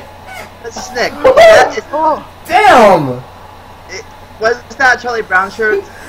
That, yeah, I am wearing a Charlie Brown shirt. When I threw the case, the fucking disc popped out. Holy shit! Oh my god, that was... Like, That was Yeah. fucking violent, apparently. I couldn't play my game for Was that 4 Shrek on fucking hours. Xbox? I hope the disc didn't break. I've been basically you're saying, I could have been playing my game for 4 fucking hours and stop for 2 minutes to watch her and then back to my game. Yeah. What did you think of that, You Schneck? fucking dance. Like, that's the thing. The way I showed it to you was more or less how she appeared on stage. Schneck, what did you think of that? I loved your reaction. Was it better than Whipper's New Groove? I What would have been don't funny? know. I mean, I listened to the full speech.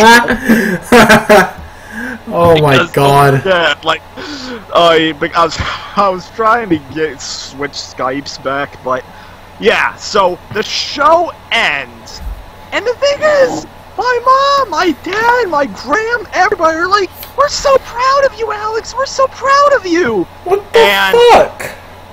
And then I step in, Oh and- no. Oh no.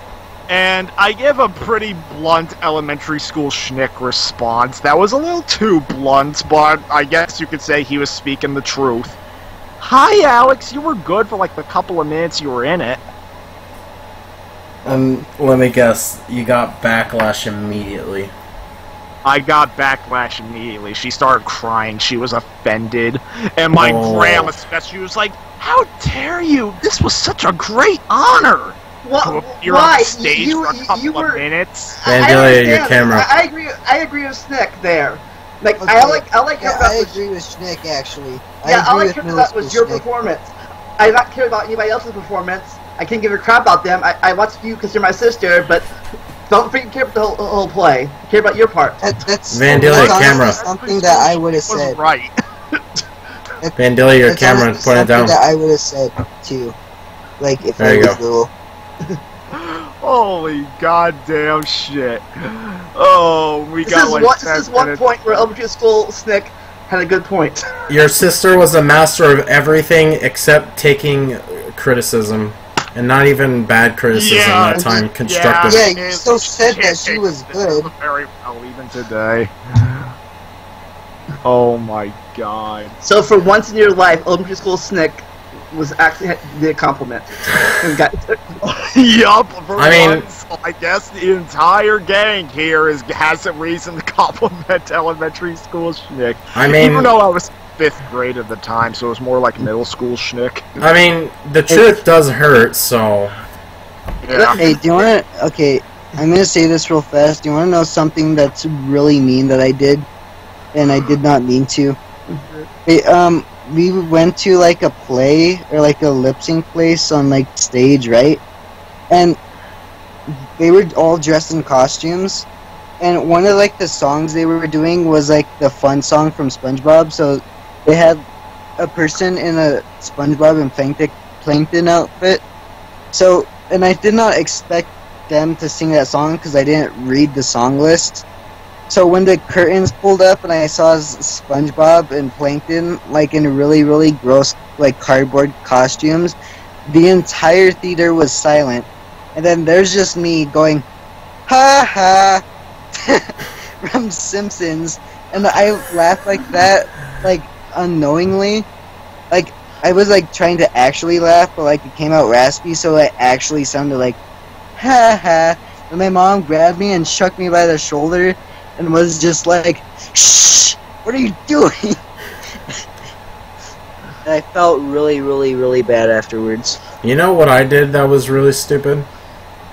In elementary school, there was this ballet thing, and I hated it so much, I grabbed whatever tiny, tiny rocks I could, just threw it at them, and someone had to pull me out of the crowd, and we were sitting on the floor in the gymnasium, too, and they had to pull me out, and I'm like, I don't want to be here.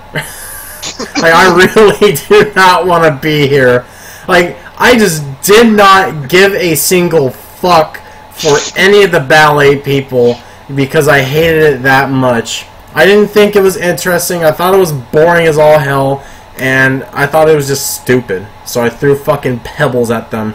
Oh, and I think I think I even yelled boo constantly too. Oh my god. Yeah, that's what happened. Wow. That's what happens when autism kicks in. Literally. That's what happens when you just don't give a single shoot. That happened to Shit. me once, but I was booing him. I didn't throw any pebbles, but it was a bad way. It was square dancing. Well, I was apparently that fucking bad of a person. They were somewhat. square dancing. Like square dancing, boring. Like I'm like boring. Well, like Adam, like a ballet person gets really mad. It was just like, hey, stop that, and then you just like, no, you, and you throw a pebble at What was funny is if they tripped over the pebble, like they dumped the pebble, like it all crashed down. Unfortunately, they didn't seem deterred from me trying to ruin their performance, apparently.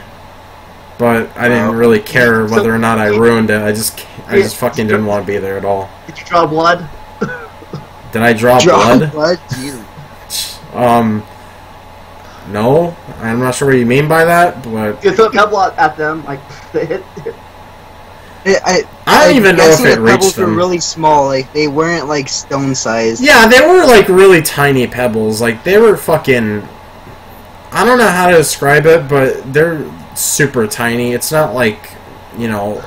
Like, when I mean small rocks, I might have gave you the wrong impression, but I mean small rocks. Like, honestly, I don't know how else to describe it. They're like, think of tiny dots. Yeah, I know what pebbles are. Like, depending on how you throw them, you know, it can still hurt people. Really? Small rocks. Well, yeah, but that's only if you have a handful of them. I didn't have a handful. If you drop like a rock from the Empire State Building, hit somebody, it will hurt them. Even a small one. Probably kill them. Well, I mean that depends on what kind of rock you're talking. If you're talking the rocks I had, no, they would not kill anyone for shit. It would. But from that distance and that speed. Yeah, at that point, yeah, it probably would cause injury. I mean, why wouldn't it? Though a penny wouldn't. What? At this rate, I think I don't even know if I have time to cover the other topic. You have about 3 minutes. We'll spin it for a little bit for you. Go. Oh. So the main intended topic before the large reaction that story got was elementary school schnick in being dragged to clothing stores. Oh yeah, that's right. You did say you were going to talk about that. Alright, I'm fucking finally able to listen to this. God damn it, I've been waiting fucking, I don't know, 5 hours or so. Let me see. I'll tell you how many hours I waited for this. So the whole thing is, I was frequently left with my gram I was frequently left with only my gram to watch me, especially back when my mom was working full time. She would frequently get business trips, and my dad would often go with her. I had to wait about 6 hours for this. And as a result, and the thing is, my gram compulsively shopped for clothes. Oh my God, it's you're not gonna believe how much clothes she ended up buying. In fact, it got to the point where my ma had to actually use parental blocking features to block QVC, so she would stop checking for clothes to buy. Wow. Parental blocking on a fucking elderly person. God damn. On her own parents. Hey, she's blocking something from her parents, so there you go. Yeah. But that didn't stop my gram. Anytime she wanted to go to Dress Barn, Burlington, anywhere of the likes, Macy's, JCPenney's, they also had Filene's back in the day, but that shut down. My gram would always have to drag me along, because she couldn't just leave me home alone. And I tell you, as the years went on, I got more patient, and my gram even recognized that she was taking time out of my day. Not to sound selfish, but oftentimes she would have something in it for me. Especially if we went out to a mall that was located about a half hour away from home. Especially if we went there, she would take me to lunch because they had a food court there. They also had a Ruby Tuesdays there. Okay. So, but when I was a little kid, I didn't fucking have. I did not want to fucking have it. Well, of course. If my gram, the thing is, my gram, she would always claim she was there to pick up one thing, and yet when she was rolling her shopping cart, she would frequently stop every 5 steps to check a piece of clothing that was nearby. Oh no. Well, yeah, so she frequently took longer than she always took longer than she claimed she was going to take. I'm kind of guilty myself whenever I go to game stores. I don't know. Well, there is a reason for that. There's the game stores I go to are fairly big, and I want to look at all of it. Look at the beauty. I suppose, but so when elementary school schnick was a thing, he would frequently pleasure himself by hiding within the coat hangers. Like, basically... That was a really weird way to phrase that. It was a really weird way to phrase that. Well, guess what? Well, elementary school schnick kept himself entertained by playing with the store. Yeah, that's also much better. Yeah, Vandalia had the look of, my career is now officially over because Schnick is about to say the forbidden words. The forbidden words. He's about to say the M word. Oh God, my career's over. GG, everybody. Close up shop. And then Schnick says, hides in clothing. Oh, thank God.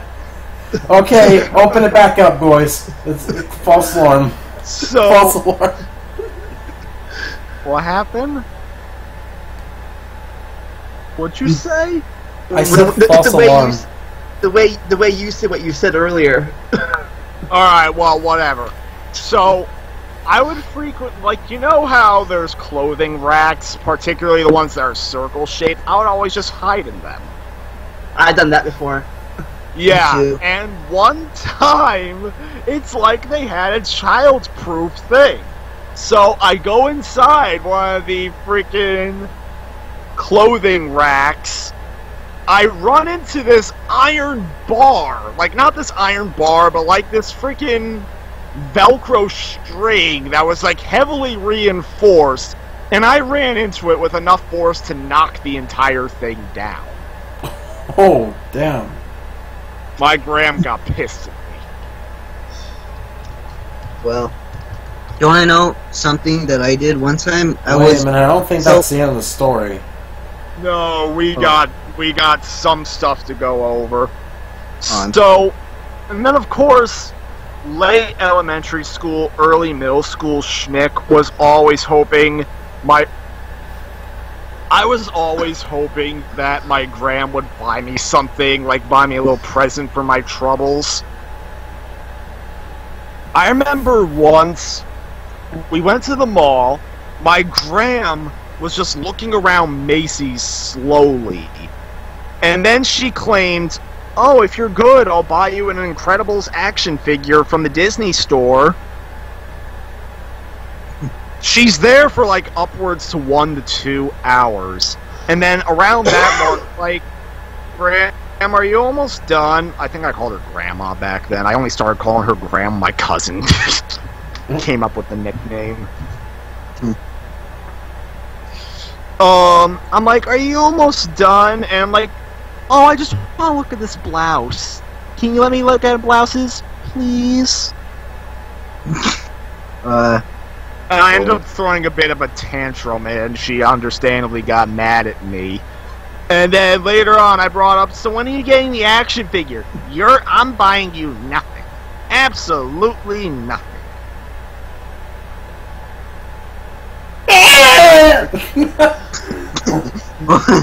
That's how I imagine you. What happened? Oh, that's how you imagine me? Yeah. Oh, my God. Well, you made it better because you had that awkward silence. And I'm like, fuck it. okay. It was like I can see mobile Skype right now, so I can see how your eyes tell the story. You know how your My eyes tell the best story. Well, I mean the way you instead of just the audio, you know, visualize, see your facial reactions to the story. Visual audio. I'm pretty sure that just visual audio sound waves. The whole thing with that is, I mean, I basically got over the best part. Like, I was just talking about how I was super impatient. I never wanted to do it.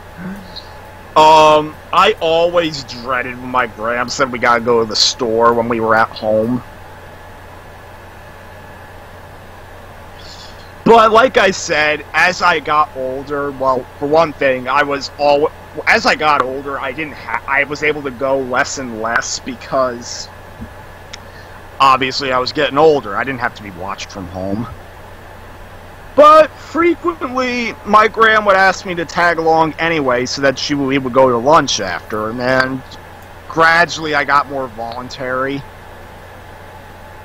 And then I just have to put up with it. I would just walk with her, and I don't know what I would do to keep myself busy. Probably nothing. Probably eventually I grabbed magazines until reading them while shopping. No, I can't read magazines, but if we were at a mall, what I would frequently do is just leave her in whatever store she was in, and I would just go check out the GameStop or the FYE if the mall had one. I used to go to the bookstores back in the day.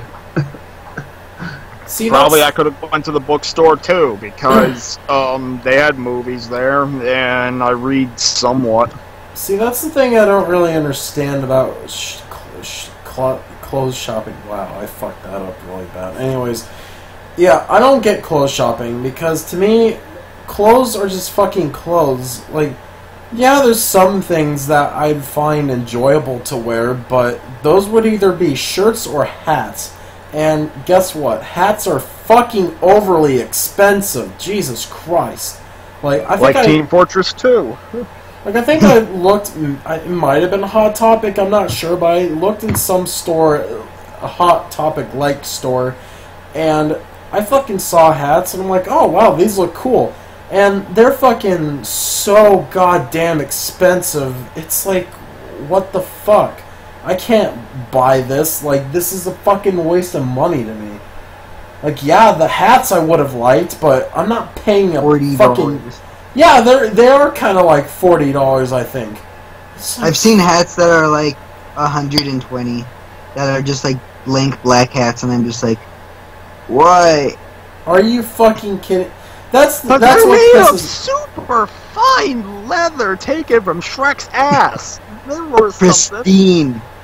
Pristine hats. Fucking elite hats. No, I just don't get that shit. So I don't see any reason to buy an overly expensive hat when I could get fucking hats cheaper at a dollar store that could still, you know, give me some kind of value from them. And it's just fucking ridiculous. Other than shirts and hats, though, you know, pants, belts, and I don't know, underwear / socks. I don't fucking know. I just don't really see any value to try and make them quote-unquote fashionable. Because, yeah, I mean, okay, let me explain why. Socks... Well, I think well, answer your question, I think the only part about clothes shopping in school is because you outgrew what you wore last year. Pretty much what all it is. Like the stuff you wore in 2nd grade, you don't fit anymore. Well, I suppose. My mom actually second thought that and would just give me clothes that are like 2 sizes too big. So I was always sack boy. I always had super long shirt. But yeah, socks to me aren't fashionable for me because of the fact that I rarely wear shorts at all. So my pants are just gonna block the socks anyway. So I'll say this much: underwear, and belt. My shirt's gonna cover it. And plus, who's gonna look down there anyways? I'll say this much though. This is a clothing preference I have. If I'm wearing pants, I need to put socks on. What do you mean? Oh. Because I don't like not having socks on when I'm wearing pants. I don't I like like not socks on, period. But last year, when I started wearing shorts again for Disney World, I for the first time ever, I bought ankle socks because the first time in my because I never wore ankle socks before. I haven't worn shorts in forever, so yeah, it was weird wearing them. They're weird. I heard okay, I used to wear really long baseball socks because I, of course, went to baseball. And they used to hurt my leg hairs because, they would, twist and, move around because of the pants. And since they would twist and move around, they would pull on my leg hairs. And every now and then I'd just be like, why? Oh, my God. Well, yes. I just wanted to tell one more story involving my gram. Okay. So, this was actually a relatively recent story. It happened 3 years ago. October 2015. It was the last time me and my gram did a little shopping thing. Where we did some kind of shopping, and then we went to lunch/dinner right after. Because she went to Florida 1 month later, and then she died, 4 or 5 months after. So, except this time the tables were turned a little bit. This time it was me asking her to take me to one of my game stores. Oh no. This is interesting. Yeah, because I heard there was an interesting game that was on sale at a store. So when my gram was picking me up from school because my mom and dad weren't home, I asked her if we can briefly stop at the game store. Well, here's the thing. When it came to discussing stuff involving games, my gram would actually get a little ticked off because she was not interested at all. But against all odds, she agreed.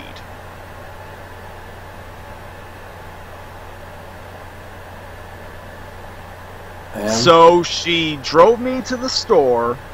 I went in there, and I took advantage of a little buy two, get one free deal they were doing for Halloween, and that's how I got my physical copy of Resident Evil 3. I bought, a couple of other games, too. I think Grandia 3, one other $20 game, but I forgot which one it was. But all I know is there were 3 $20 games, and all I wanted was a PS2 game called The Getaway. And I was going to get that one as the free game, but then the store employee's like, you could get a game that's $20 like these two, and that you can get that one free. I looked behind me, and and it was like a shelf filled with, our recommended Halloween classics, and Resident Evil 3 was sitting right there, and it was $20. I was like, maybe I'll take Resident Evil 3, and I took it, and just like my physical copy of Resident Evil 2, I got it free because of a deal. So I take my bag of stuff with 4 games I think I had, maybe a memory card, and I sit in the car. My gram looks over at me, she's like, so what junk did you buy? Oh. And my response was good. Junk. Wow. What? Oh, Schnick. Yeah, So I what responded junk did you buy? junk, and she started laughing. So, we went to, this pizza place where they had, Italian food. I haven't been there since. I'm thinking about going back. And I actually ended up asking her, when she went on the phone to talk to my ma, I asked her not to mention the store visit. She probably had similar experience. She always wanted to go clothing shopping, and she never wanted my ma to know. So if you can believe it, she got on the phone with my ma shortly after we got home from dinner, She only mentioned the fact we went to dinner. Oh, wow. In fact, no one, to this day, I'm the only one who knows about the store visit from that day. Unless your mom wants the podcast right now. Oh, I'm telling it on the podcast now, yes. Unless But until today, I was the only one that knew, because the only other person who experienced it took it with her to the grave. Like, unless your mom's watching the podcast.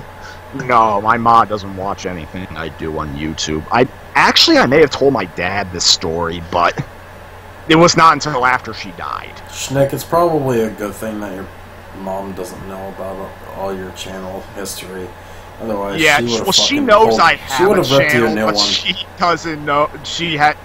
Well, for one thing, she doesn't really watch YouTube. Period. Oh, damn. Well, she's on. That's where she watches her videos. Well, she watched YouTube at all. She would have ripped everybody on it and knew one. Yeah, if my mom found out about any of the stuff I've done on YouTube, I would probably be in the grave next to my gram. Well, that's sad. What? As a fucking kid, I showed my parents my YouTube channel. They told me I wouldn't get popular, and I'm still not. Well, it's funny, my dad... Even your own parents. The only reason my dad bought me the computer I have right now was because he was encouraging me to make YouTube videos because he thought it was a get-rich-quick scheme. It probably is for some people. Yeah, well, to this day, he still tells me to work on videos, saying, "Oh, you never know." Well, you are gaining subscribers pretty fast. Not really, but honestly, I kind of like being at the level I'm at. Low enough to not be super recognized, but high enough to where you have a small little community going. Yeah. See, that's the thing I wish my channel had, but I feel like that part of it is my fault, and the rest of the reason is purely YouTube's fault, in all honesty. Because I've had people come and go, but not really a full-on community like Schnick seems to have. Well, maybe not full-on. Full-on isn't the correct description I should use, but he has a community of some kind. And Vandalia, you know, he has a small community which is about the same people, but it's still something. And then meanwhile, when it comes to me, even if I do a stream, it seems like nobody really watches that much. Maybe a couple randoms come in, but they don't really stick around. And it's kind of weird how that works, because I've been on YouTube for a really long time, which probably isn't saying much to the both of you, because the same thing could be said for two of you. But for me, I figured the longer I was on YouTube, the more popular I'd eventually get. I'm not intentionally looking for popularity, but I would have expected myself to go over 200 subscribers by now at least. But still, somehow, from all the years I've been on YouTube, after about, 400 videos uploaded, there's, I still don't even have barely 200. I made YouTube videos for fun in 6th grade, and even though I was growing really small, after about I would say a good 8 months, I only grew 30 subscribers. Then I'm just well, this YouTube channel was fun, I guess, but I'm probably never gonna upload again. 3 months later, I spiked to 105 subscribers, and I'm just oh. So then I try really hard again and gain 20, and then I'm about at the level I am now. Yeah. Even though I've been gone for a while. Sometimes you peak, and sometimes you go slowly. Sometimes you peak, and sometimes you just dead. Yeah, there was a time where I was actually trying really hard, and then I just spike by doing nothing, and I'm just well, why even try?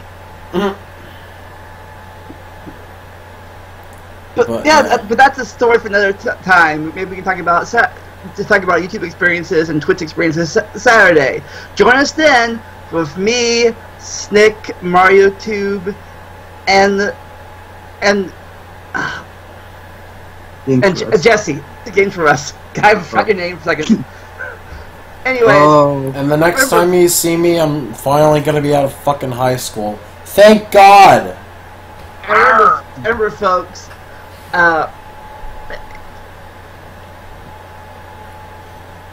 What? remember folks, if you're going to play, make sure you know when your family members are performing and the schedule, so you know when you have to pay attention. If you can still fit in clothing racks, try it. It's fun. Wait! I just realized I forgot to tell my story. I'm gonna say it real fast. Basically, when I was little, I went inside of a clothing rack because I would always do that. And one time there was a little girl, like 2 or 3, in there, and like I was just like, oh! And then she turns around and screams, and then she runs away. And then when I walk outside, there's just a bunch of people in like the Walmart I'm at staring back at me, and I'm just like, sorry about that. And I walk back. Should have became the yodeling Walmart kid. And yeah, but the more I think about it, the more freaked out the adults would be. Because just imagine hearing screaming and a little girl running, and then a slightly bigger kid just walking out of a clothes rack.